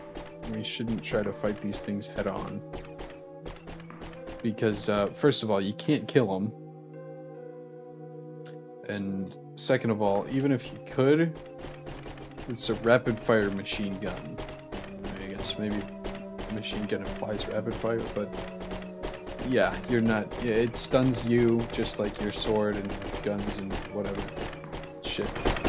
Just like your sword and guns and whatever stun the enemies, it's gonna stun you with its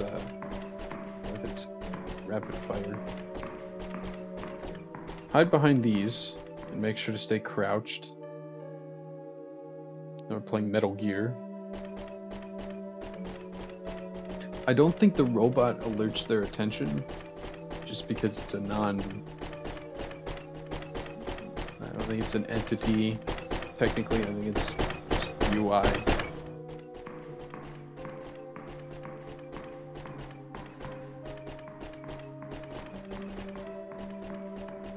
Those head turn things don't really mean anything other than that they're just on watch. Unless they actually see you, and then, yeah, it does kind of mean something, but we should be safe to climb down the stairs now. This angle's a bit weird, but for this next hiding spot, let's see. Yeah, we wouldn't have been in a good spot if I hadn't moved forward a little.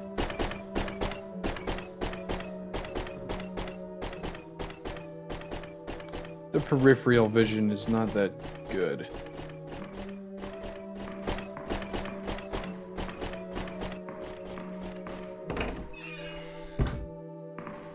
Some more Luis. How many do we got now? 210? That's 240, right? That's not bad. I'll take it.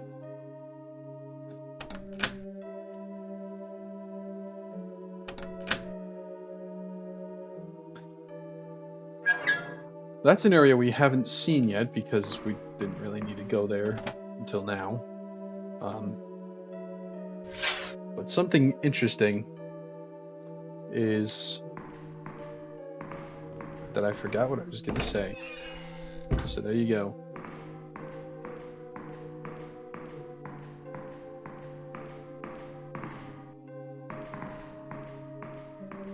Oh yeah, we need to go in here. We need to go in here. Yeah. It's a clipboard with a note lying here. Chemical type A and B can be found on the top floor. Chemical type C are stored in the operation room on the ground floor. Dr. Edmiston's permission is needed if you want to use any type C chemicals. And there's something else here. Type A. Blackboard is wiped clean.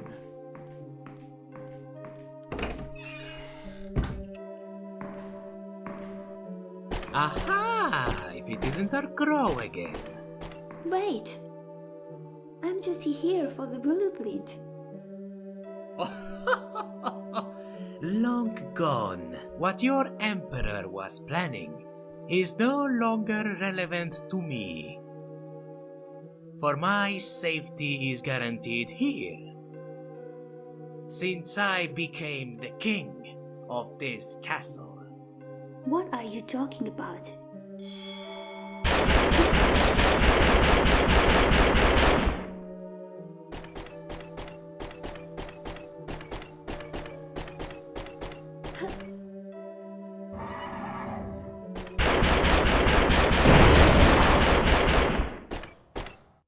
This probably is the best boss theme, though.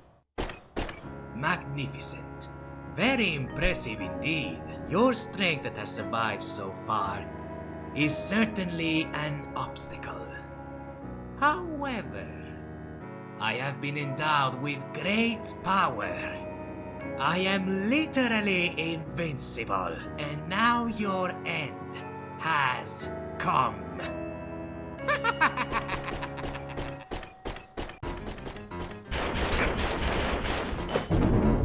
Yeah, see, the dress doesn't really do anything. It's just our little ride guy here has a set amount of HP.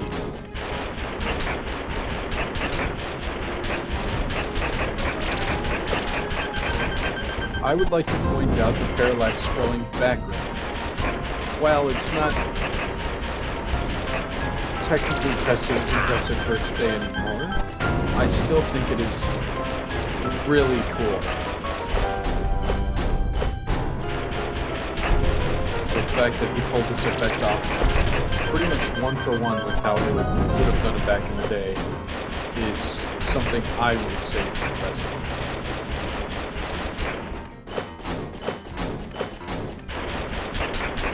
This boss fight's a little tedious. I wouldn't say it's too difficult though, just because you can't really choose to use a weapon that does more damage. You're stuck right in the frame.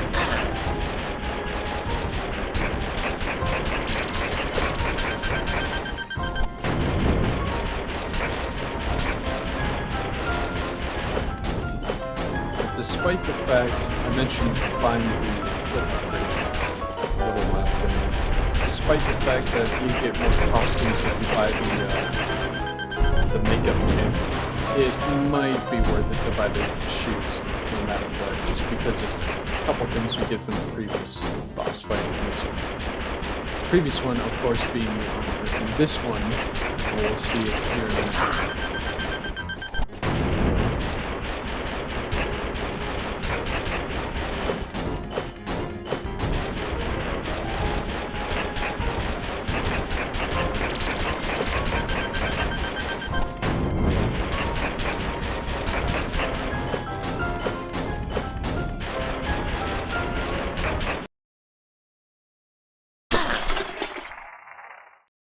It's over.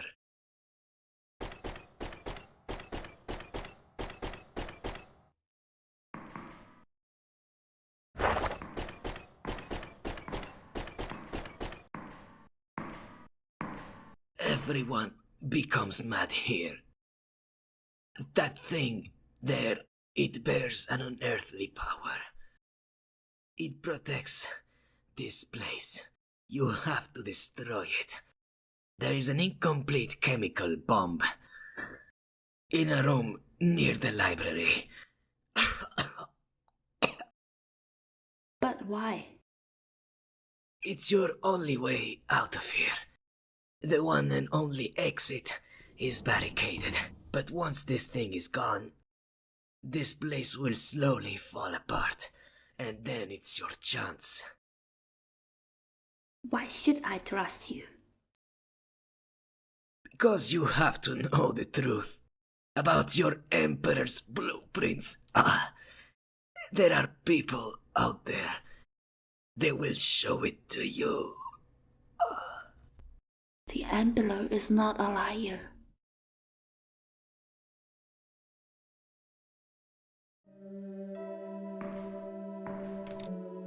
Big Bag and Tooth Wheels. Something I want to mention is that the only other boss to drop tooth wheels in a bag instead of like have it spurt out of them like blood is Edith, when it would make more sense to have that happen with Pier.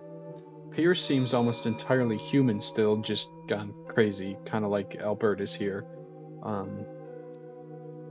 Who I don't think his name is ever expressly said, except when you go to his shop page through the Pier puppet. The only other one to drop the tooth bag, the bag of tooth wheels, is Edith. I think I said that already. I don't know why. The other bosses, you know, Edith and Flora seem like those would be better candidates for that because they're completely non-human at the point that we meet them. It's a clipboard with a note lying there. I don't want to admit that I'm failing, but it's true that my patients keep petrifying and dying. Flora Isabella already succeeded to give her plants eternal life. But what if I found a way to reanimate the deceased? Pierre Edmiston. Well, I don't know if you guys can see that, but I just got the achievement. That was our final note. There's a strange shaped rock inside a glass dome. I feel a strange sense of uneasiness when I come close to it. There's a label under it that reads, "Here stands the finger of God, the birth of the St. Johannes Institute, a kind donation from the Manor of Tides."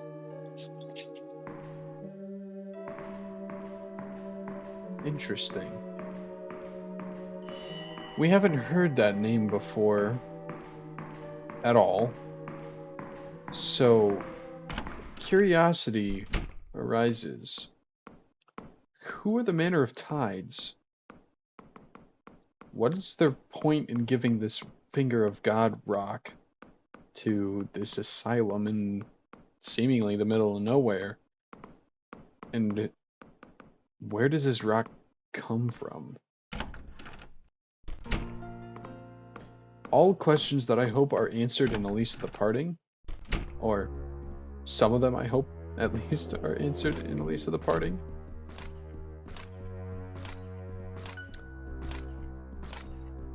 And I'll get to talking about the ending here in a few minutes when we get to that point.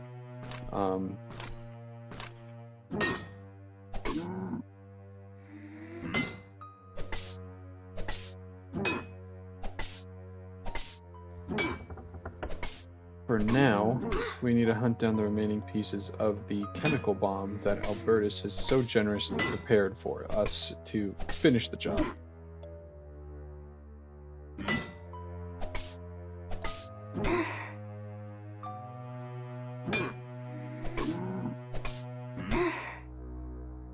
You see, if we had the saber, I think the saber does do more damage. We probably would have been finished fighting this enemy by now.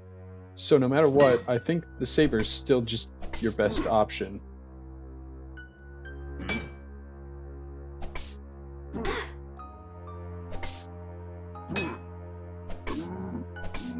Yeah, the saber definitely does more damage.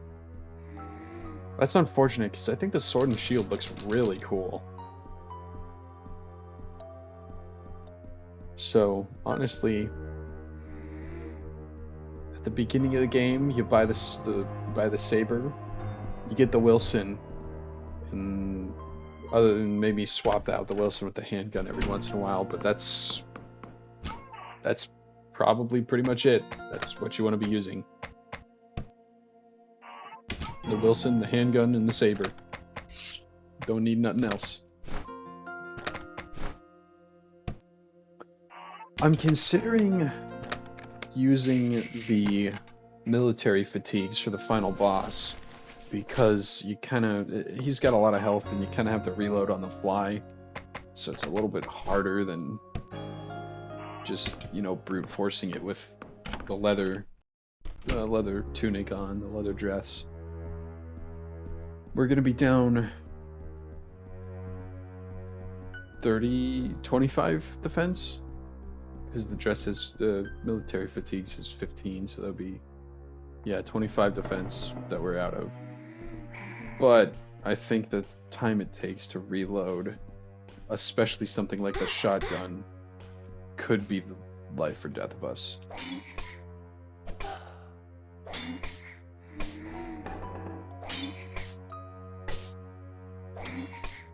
I see that there's a second concurrent viewer as of right now. It's been probably 15 minutes you've been watching. Don't know who you are, but thank you for tuning in. As you can see, we don't have a huge viewer base here, but it's appreciated. I think 4 people so far. I forgot this guy was here now.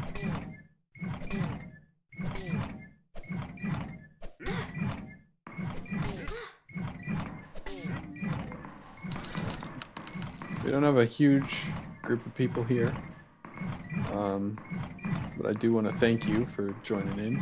If this game interests you at all, if it looks intriguing and looks fun, looks interesting, I would say stop watching right now. Go buy it on Steam. I think it's $18, $17.99. 100% worth it. It is a fantastic game. Very well made. Little bugs, very few bugs throughout the game. You know, I encounter the occasional one, but all in all, this game is very well made. It's fun to play. It's awesome to get good at. So if you're interested in playing at all, go to Steam, go to Nintendo Switch, PlayStation. It's on everything. Play it. It's so good.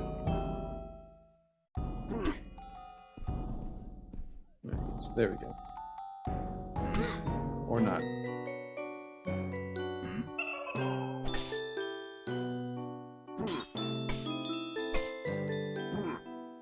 And he'll just miss that, I guess.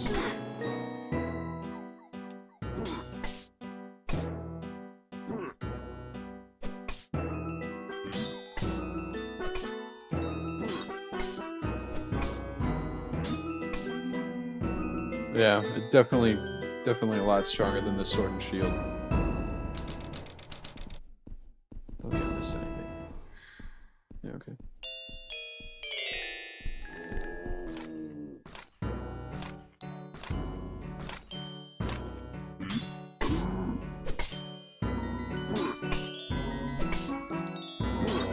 If you parry it right as it swings, you can act immediately.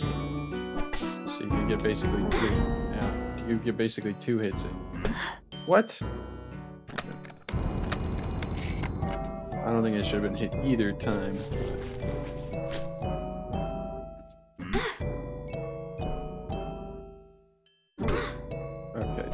Okay, dude.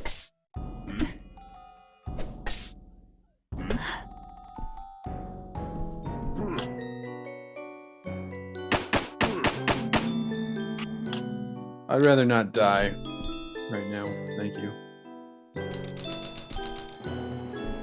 This should be our operation room, yep. I'm gonna I was saying that YouTube was saying that it wasn't getting enough concurrent footage from OBS streaming, but I'm gonna refresh my YouTube page here.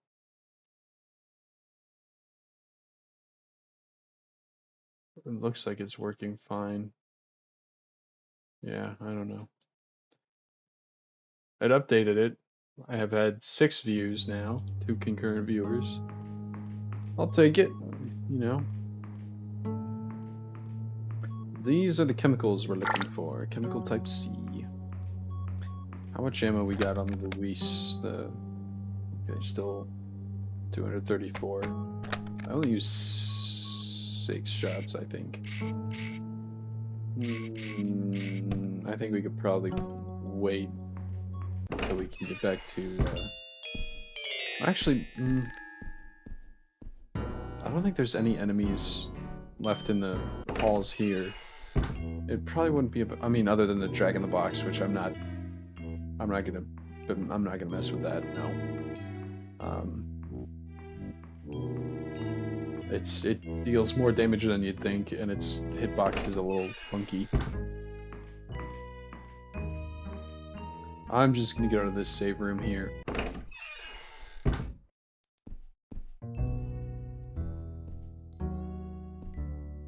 Welcome. I don't think I need to buy anything yet.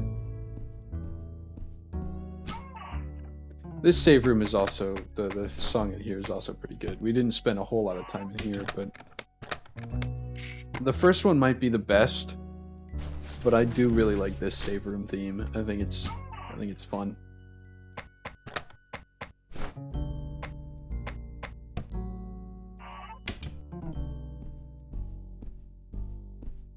It's a little jazzy. Up here, I didn't show this off earlier. The gate is locked. There's some kind of slot here. A coin-shaped object could fit in here. This room is only accessible on a second or third or whatever playthrough. That's where we can get some of the better dresses and weapons. I'd say better as a whole, probably. Dresses and weapons. That's where you can get the double Luger morphs. That's where you can get the bear trap, which is actually pretty good. The bear traps are not they're pretty useful. I like the bear traps. That's where I get the demoness dress that lets us throw the fireballs, and there's a couple more that I think I'm forgetting, but the other one that stands out is the evil nurse dress, or like reverse nurse. I don't remember what it's called, but instead of healing more when you use a med kit, any melee attack you do gives you back a little bit of health. It's I think it's like 5% or something.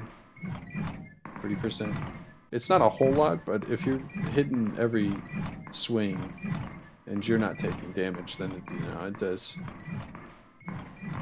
I know it didn't show up on video, but I want to double check to make sure my Steam account actually did update saying yeah, okay. I'll show this at the end of the stream when we finish the game. But yeah, this is the first game I 100%ed. I'll show you guys.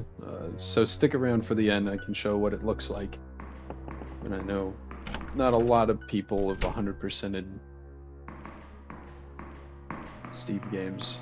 I've seen percentages on general Steam account, like how many people have completed this achievement, whatever. There's some that I think are just impossible at this point, like TF2. There's a few achievements you used to be able to get, but you can't really get anymore because whatever function was implemented in TF2 is no longer not available is not the word I want to use, but usable, maybe. Another symbol monkey. It makes you wonder, who did Peer use to make something that big? There's some of these inventions just baffle me. And this is running, so I don't think we can crawl in here anymore. Yeah. That's cool, you can go visit the engine again.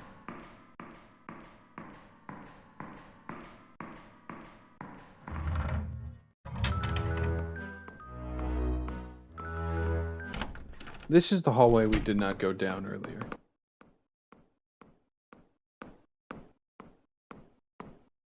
And just like Resident Evil 2, we're gonna see a little something right there.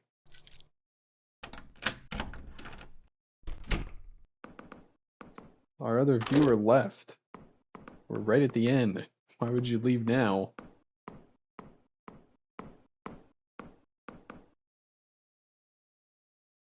Ah, yes, of course. We need the winding mechanism. How could I be so stupid? A strange drawing. What could this be? Remember, and help me remember. 1, 2, 3, 4, 5, 6, 7, 8. It kind of goes like a cross. 2, 3, 4. Yeah, okay. I think that's easy. I think that's pretty easy to remember. For now,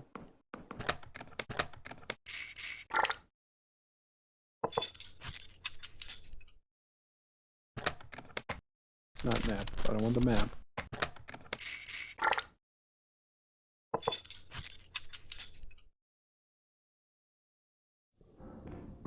Just the winding mechanism.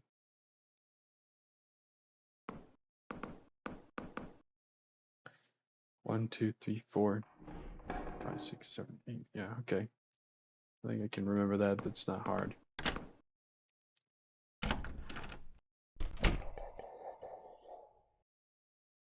Just like Resident Evil 2. Some unknown creature shows its face only for a brief moment.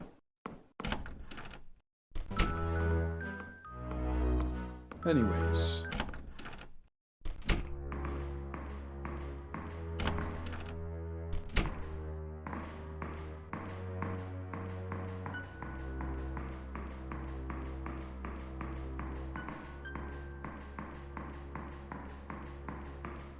The last thing we need is up here.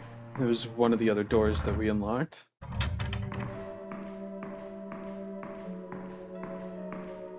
The one we went right past over here. I really like this room. This is a fun room. 1, 2, 3, 4, 5, 6, 7, 8. Not hard, see? Now, if there were an extra little something in here, you know, maybe a statue representing whatever is going on in here. Speaking of statue, there's something that we didn't really get a good look at. So I'm gonna come back here.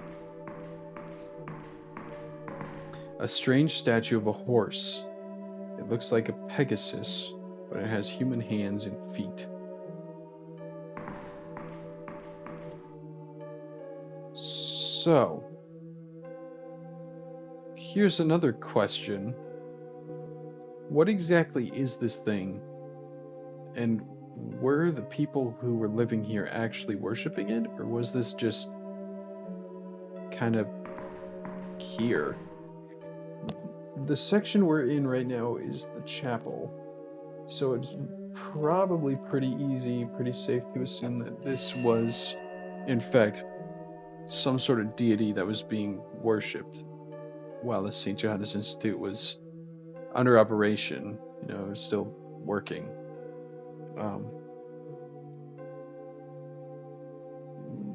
Oh, there's an idle animation. I did not know that we could get one of those. Now I'm curious, can we get one for the saber? And she puts the gun on her shoulder. That's kind of cool.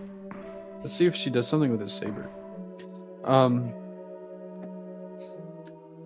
I don't really know how this ties into the finger of God, unless this is the so-called God that they're worshipping.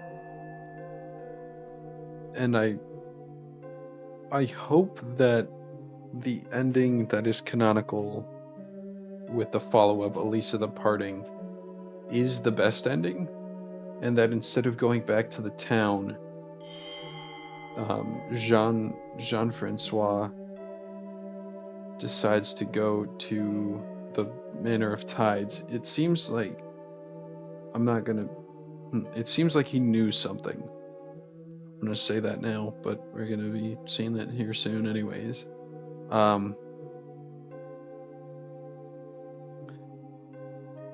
It's just, there's a lot of unanswered questions, and I like that. I do like unanswered questions in these survival horror games. Something to mull over, something to think about, something to share, theorize, whatever.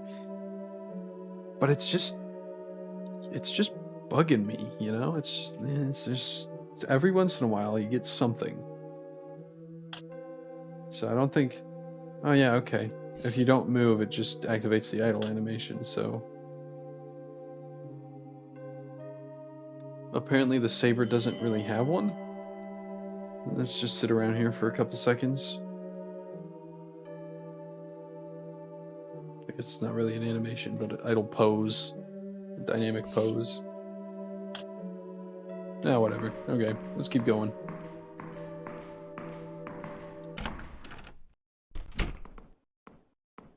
That's not the right door. My bad.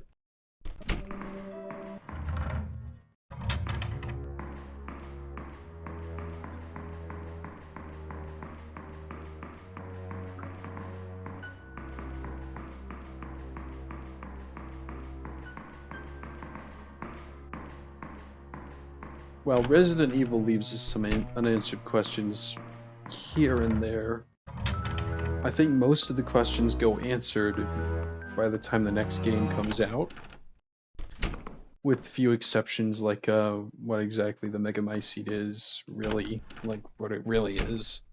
What Wesker wanted to do with Las Plagas, because he didn't really use it in 5. I mean, he kind of sort of did. I think there was a blend between the Plaga and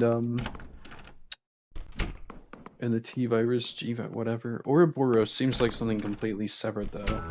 I know he used the Plaga, or at least studied it or something, but it just, I don't know, that never sat right with me, that it kind of just went unnoticed.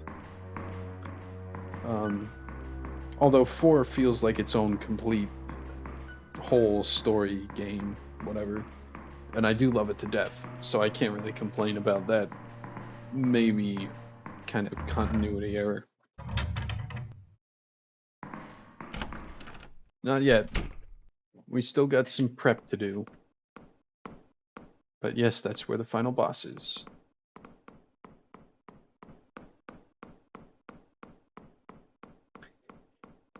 I am so looking forward to Alisa the Parting. It's the Steam page, it says soon, coming out soon.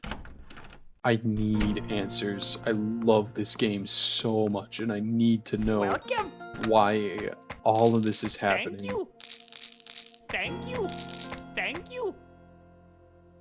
Thank you. Thank you. Thank you. Yeah, I think that's fine.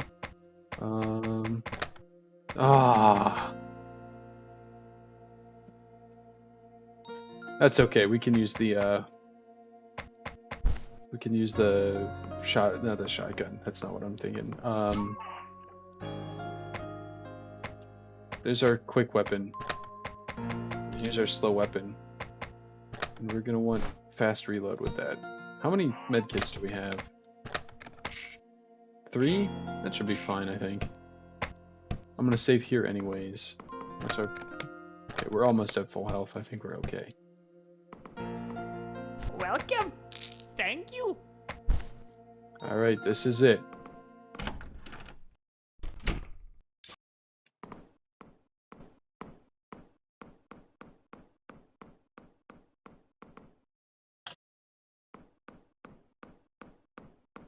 At least the Parting is supposed to come out soon-ish. I'll open the Steam page for it too and just show you the status of release or whatever, to prove I'm not crazy. I was hoping it would be out this month, and it very well could be by the end of the month, but we'll see. I'm thinking probably November, December is more likely.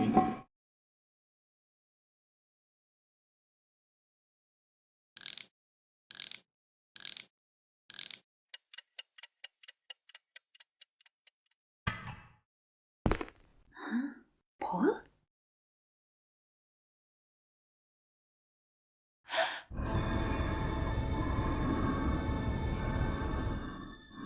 Oh, my little doll. Why are you trying to run away from home? I will teach you good manners by disassembling. The whole time, our closest ally was our greatest enemy.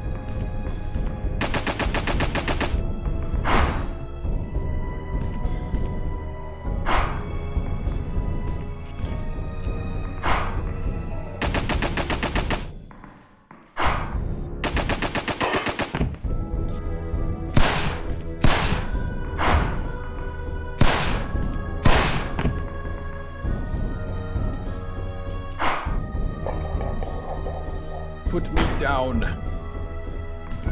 Yeah, it's definitely a faster reload here with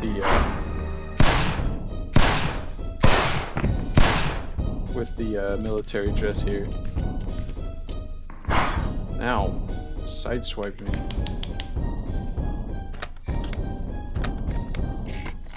It's probably a good idea to use this here. This boss fight is a lot easier when you beat it and play New Game Plus, because you can just pull from your reserve, but that's only if you play the minigame. I forgot he could do that. I don't think he can wiggle from that, but it's worth a shot.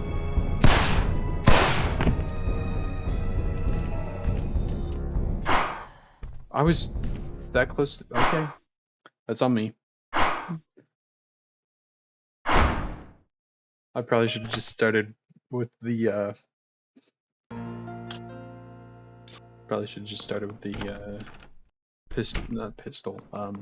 Magnum anyways.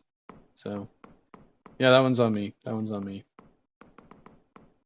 It seems like it does the 5 shots, getting far enough away in the 5 shots does enough to just stun him. We haven't seen it yet, but I've got a feeling he's gonna do it if I keep running away to try and shoot him.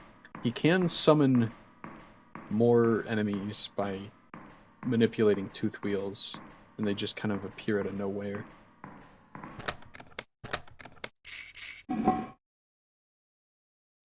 Can I skip this? I don't think so. Oh yeah, I can.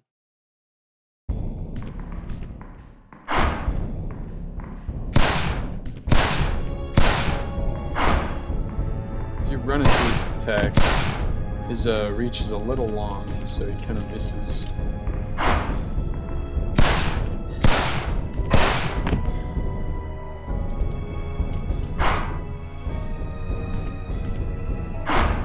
That's not fair, is it?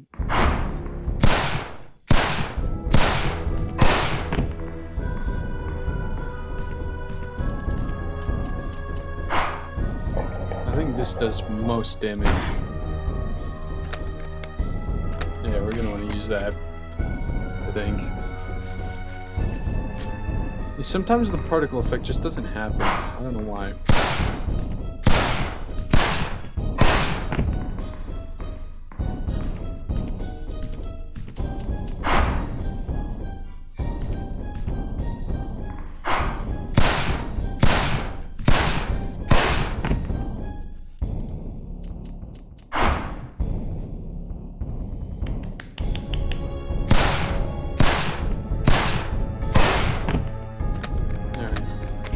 Finish him off with the Wilson here.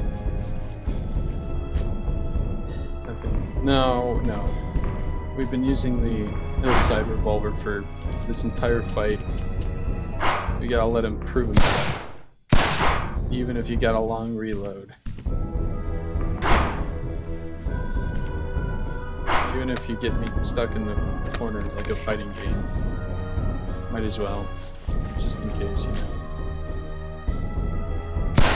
There we go.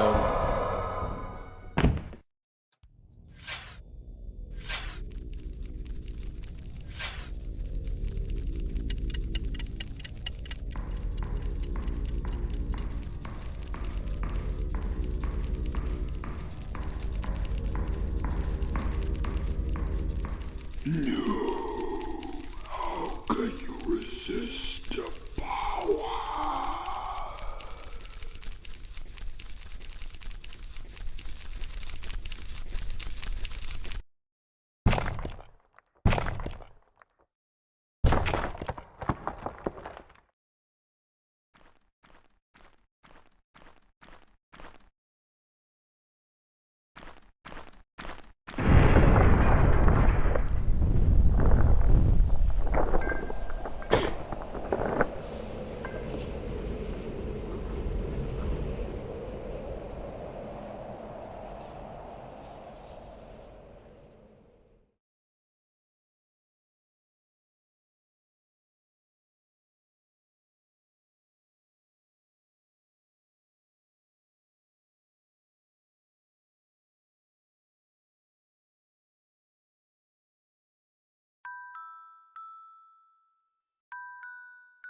Excellent. Excellent game. I think it's safe to assume that the Dollmaster dies, even though he tries to protect himself with the shield of the collector dolls. Popped out of place. even though he tries to protect himself with the shield of collector dolls, I think it's safe to say he dies in every scenario, but that one too. The other two endings are with two or more of the modifications. We get captured by the dolls, and despite the explosion, we're still, well, Alisa is still turned into a doll. And at the end, you can see Jean-Francois aiming at a doll of Alisa who's crawling away from the wreckage of the mansion after it kind of like bubbles up from underneath. I don't know exactly why that happens, but the other ending is if we put in all of the modifications, Alisa becomes the master of the house, the doll master, and surrounds herself with more soldiers and workers and whatever. But behind her, you see Elise present the crown, and behind Alisa is Barbara, her kind of which I assume is implying that either Barbara's puppeting Alisa behind the curtain, essentially, or that Alisa has Barbara as her like enforcer, her right hand. I don't think either of those two bad endings. The third one you could maybe consider still a good ending because Alisa kind of, sort of gets her way. I don't know. I always saw that as a bad ending too. I don't think either of those are canon. I think the third ending, which we will get here, where she resists all of the temptations of the tooth wheel modifications, I think this one is canon. And I think that because it doesn't look like we're returning in the parting to this town, I think that, and like I said, I hope this is what Casper's doing. I think that they're going to the St. Johannes instead of going to the St. Johannes Institute, they're going to whatever the Manor of Tides is, where there could be a foundation. It could also be a literal place. The people that he meets along the way, I take as either residents of that new town, because again, they walk into this town and it's completely deserted. I take that to be either residents of a new town, or people they meet along the way as they're riding the train to wherever they need to be.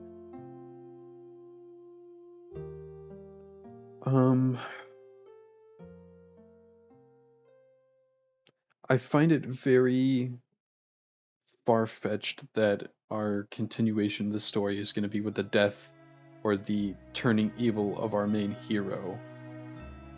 It just doesn't sit right with me. I don't know. I know that other games, other stories have done that before, where the main character either turns evil or dies and somebody else takes over the mantle of main character or whatever. I just don't think that's going to happen. I'm hoping that's not what's going to happen, because I do like Alisa. I think she's just an interesting case study, kind of, especially considering that she went through the Manor of Tides. Keep getting them not mixed up, but saying one meaning the other. She goes to the St. Johannes Institute, and seeing as the good ending is the main ending, resists all the temptation. I think that it'd be interesting to see what effects that has on her outside of the Manor of Tides, because that's what Albertus said. He said it makes everybody crazy. But it seemed to not affect Alisa. What does that mean? I guess technically we could be the Alisa he's referring to. It makes everybody go mad with power or whatever. It certainly did him. What does it mean that Alisa wasn't affected? I think that's a more interesting question than what the other two endings raise. I'm going to shut up because now we get our cutscenes.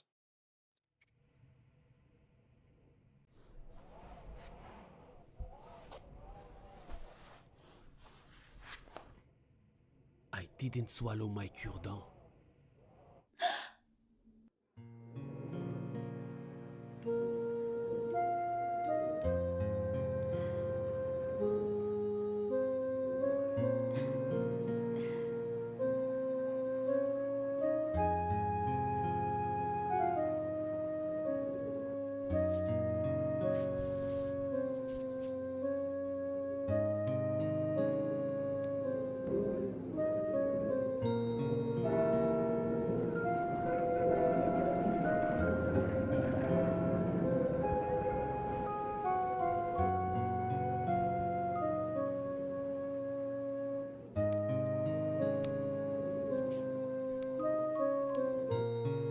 The truth about the blueprints.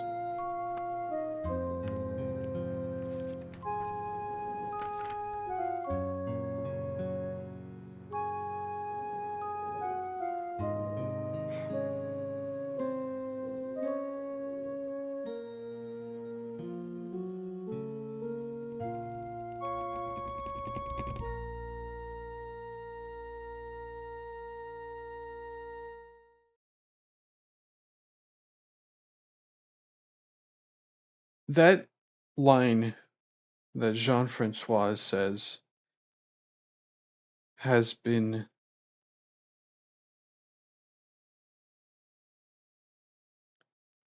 baffling me for probably since I beat this game, because I beat it with ending A the first time.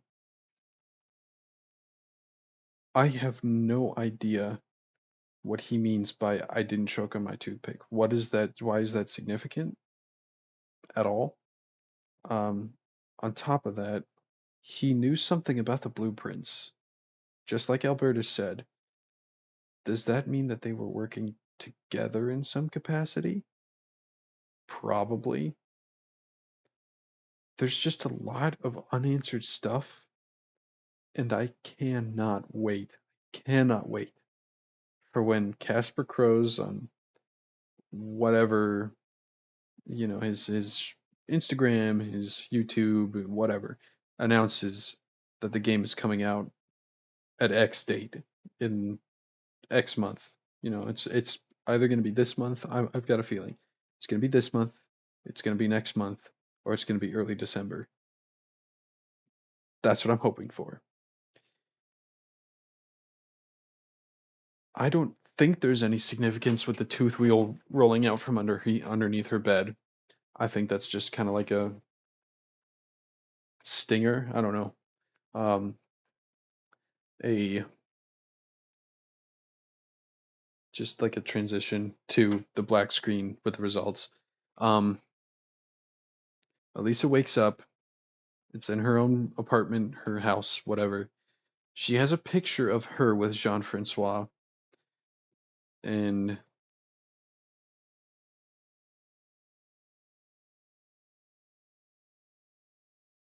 I don't know if that just symbolizes that they've been friends for a while or that they were the partners in military training.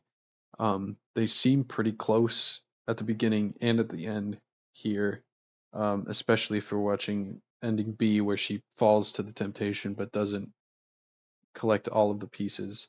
We see Jean look into his scope and hesitate to shoot. He doesn't fire on the Elisa doll, lets her get away. Um, they seem like they're close, so why would he not tell her about what's been going on? I cannot. I'm going to say it again and again. I cannot wait for the parting to come out. I've been waiting for answers.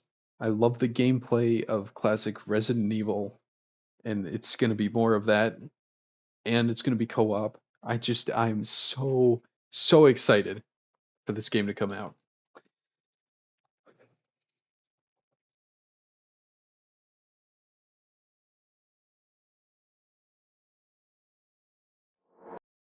It's never explicitly stated where this game takes place. I thought it was Russia. Maybe it's France because of Jean's name. I don't really know. What I do know is that a lot of those European countries in days of yore would exchange their citizens with other countries in a show of good faith.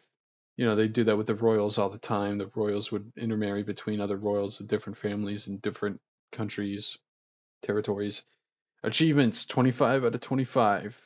And down here, same thing, 25 out of 25. I don't think this gave me a badge. I'm not seeing anything, but typically I think it's supposed to give you. I don't know why it's glitching out like that. Let me switch to Dead by Daylight. Just see if it fixes itself. No. Let me close Steam and reopen it. Still doing it. Okay. If only a little. Resident Evil 4. Oh, yeah, that's right. The badges are for trading cards, which Alisa does not have. No. There's my review. Go like it if you want. Let's go to the store page. I was already looking at it today, so coming soon. See, that's what I'm seeing, coming soon. I keep saying Jean-Francois. It is Jean-Francois. Okay, just making sure. I want to watch this one more time. I don't think. Let me go into OBS and see if there's. Okay, desktop audio is muted. Let me know if you can hear that. I'm gonna start it over.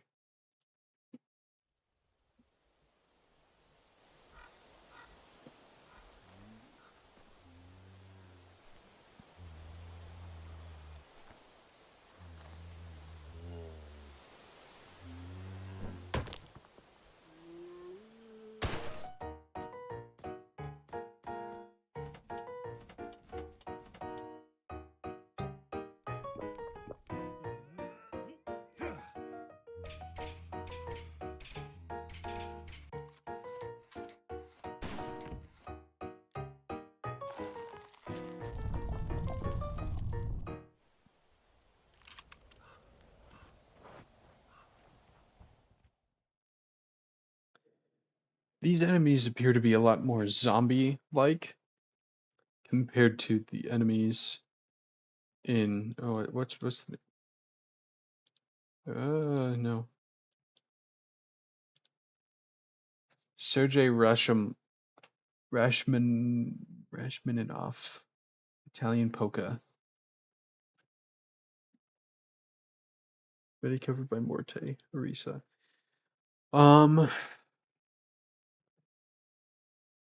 Yeah, the enemies here look a lot more zombie-like. And then there's this screenshot that I don't know what to make of this screenshot, honestly. It looks like a statue of the Virgin Mary or something. It obviously isn't, and this is why this is me going into the the theory. Screenshots like this are why I think it takes place in the Manor of Tides and not the St. Johannes Institute or somewhere near that. Because like the little town that we went to didn't really seem like it would have catacombs in it, did it? It didn't to me. Um, and there's a lot more skeletons in the closet of the Manor of Tides than there is the St. Johannes Institute. The Institute got very unlucky, gifted something by the House of the Manor of Tides, which could have been Barbara's fault. I do think that Barbara could have had a hand in that. Edmiston went crazy first, started experimenting with the tooth wheels that he invented originally for mechanical stuff around the manor, just to make the life of the patients and the staff easier. Went crazy, tried to bring people. There was a patient that he lost. I don't remember when we read this note, but there's a patient that he lost. He was so stricken with grief over losing that patient that he tried to bring the patient back to life, I think is what happened. Or he tried to fix it with the tooth wheels first and then brought it back to life, realizing that he could do that. No, what it was. I'm getting this wrong. Started experimenting on the live patients. Most of them died. Edith and Isabella were successful, and then he saw that they were turning organic life into inorganic life, and thought that he could do the same thing with the tooth wheels, take the tooth wheels and make the patients that he had killed on accident turn them back into life, Went crazy and started killing everybody. And I think that's why the only living people we see in that mansion, and outside too, sure, are Pierre Edmiston and Alberto Savarez. Everything else is either a resurrected corpse or been so heavily mutated that it can't even be considered human, like Edith and Isabella. Isabella kept some of her humanity, but because of either the finger of God, because she was admitted to the institution in the first place, or a combination of both, she'd gone crazy. Edith couldn't say anything. No real words were spoken between Alisa and Edith. Um, and everything else was either a monster or an unfortunate victim, like Elise. So Barbara either had a hand in the experiments initially, a hand at bringing the finger of God from the Manor of Tides into the mansion, or some other X factor. She started seeing the experiments on accident, like looked in at what Edmiston was doing and thought it was a good idea. I don't know, but I think one of the first two is more likely, that she was like a worker there and was working under Pierre, or I think the most likely of all, she was a member of the Manor of Tides and wanted the same ritual or construction, something to be done with her that had the other patients and whatnot, and her daughter Elise, so that they could live forever together or something. Because she's very protective, controlling. You saw after the Edith boss fight that Barbara grabbed her and dragged her away. Um,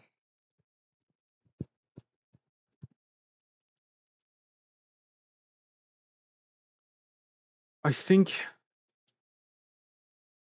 I think most of my unanswered questions will go answered in this next game. I don't think all of them will. I hope all of them do. Because yeah, see, expect in 2025. It's coming soon. It's gonna be this month. It's gonna be November or the beginning of December. I guarantee it. Because he's been working on this since probably 2022 after he published Alisa.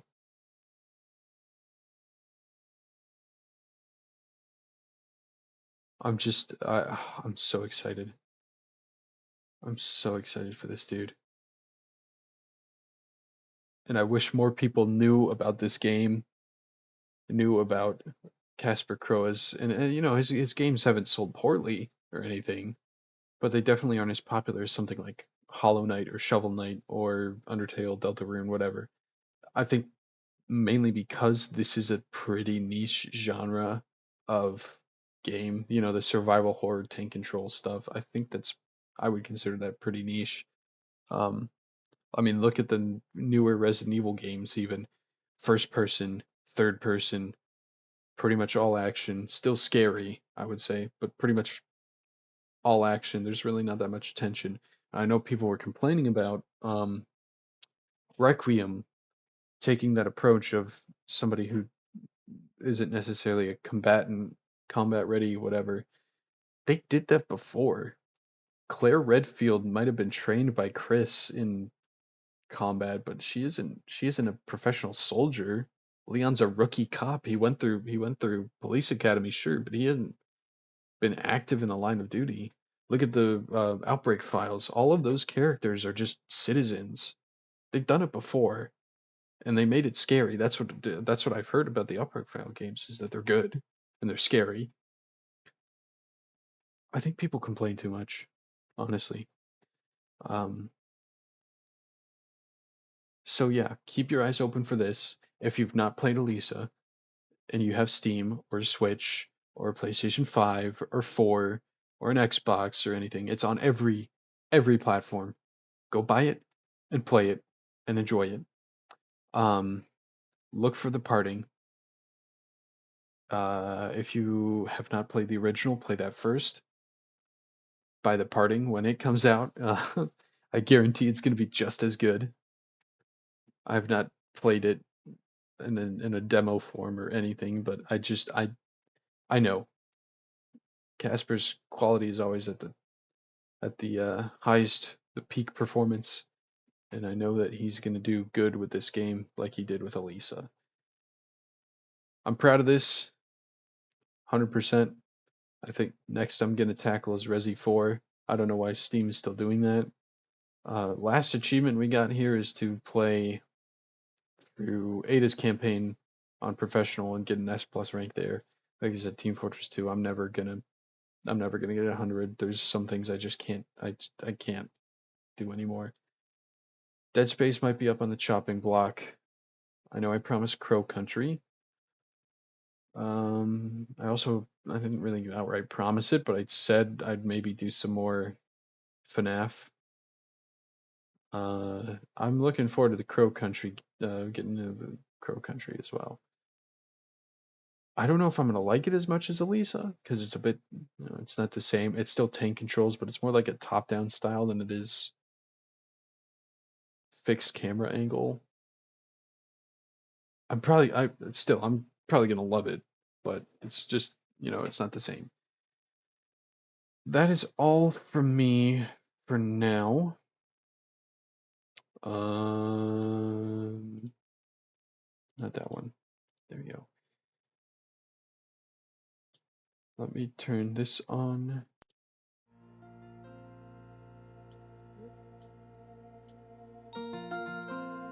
I will say that if Elise the Parting does come out this month, fingers are crossed, knocking on wood, I hope that happens.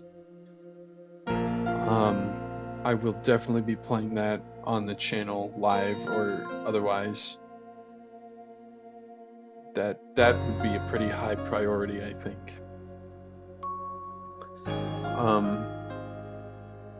If not, if it comes out in November, I'll be playing it in November. If it's December, I'll play it in December or January or whatever. I want to live stream it or record it or whatever. For now, expect to finish Resident Evil 2. Expect some Crow Country. Expect some Five Nights at Freddy's, at least 6, I think.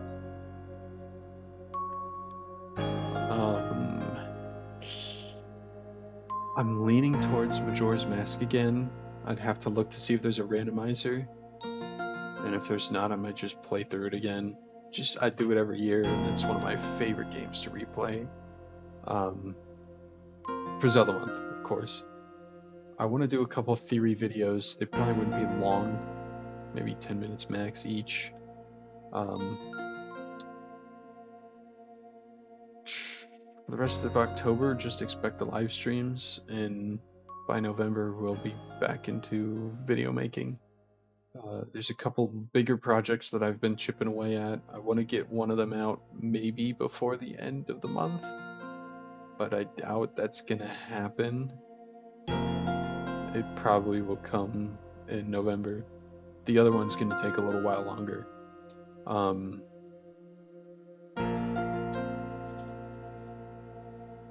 December, I might do something Christmassy, a Christmas video. I've got an idea.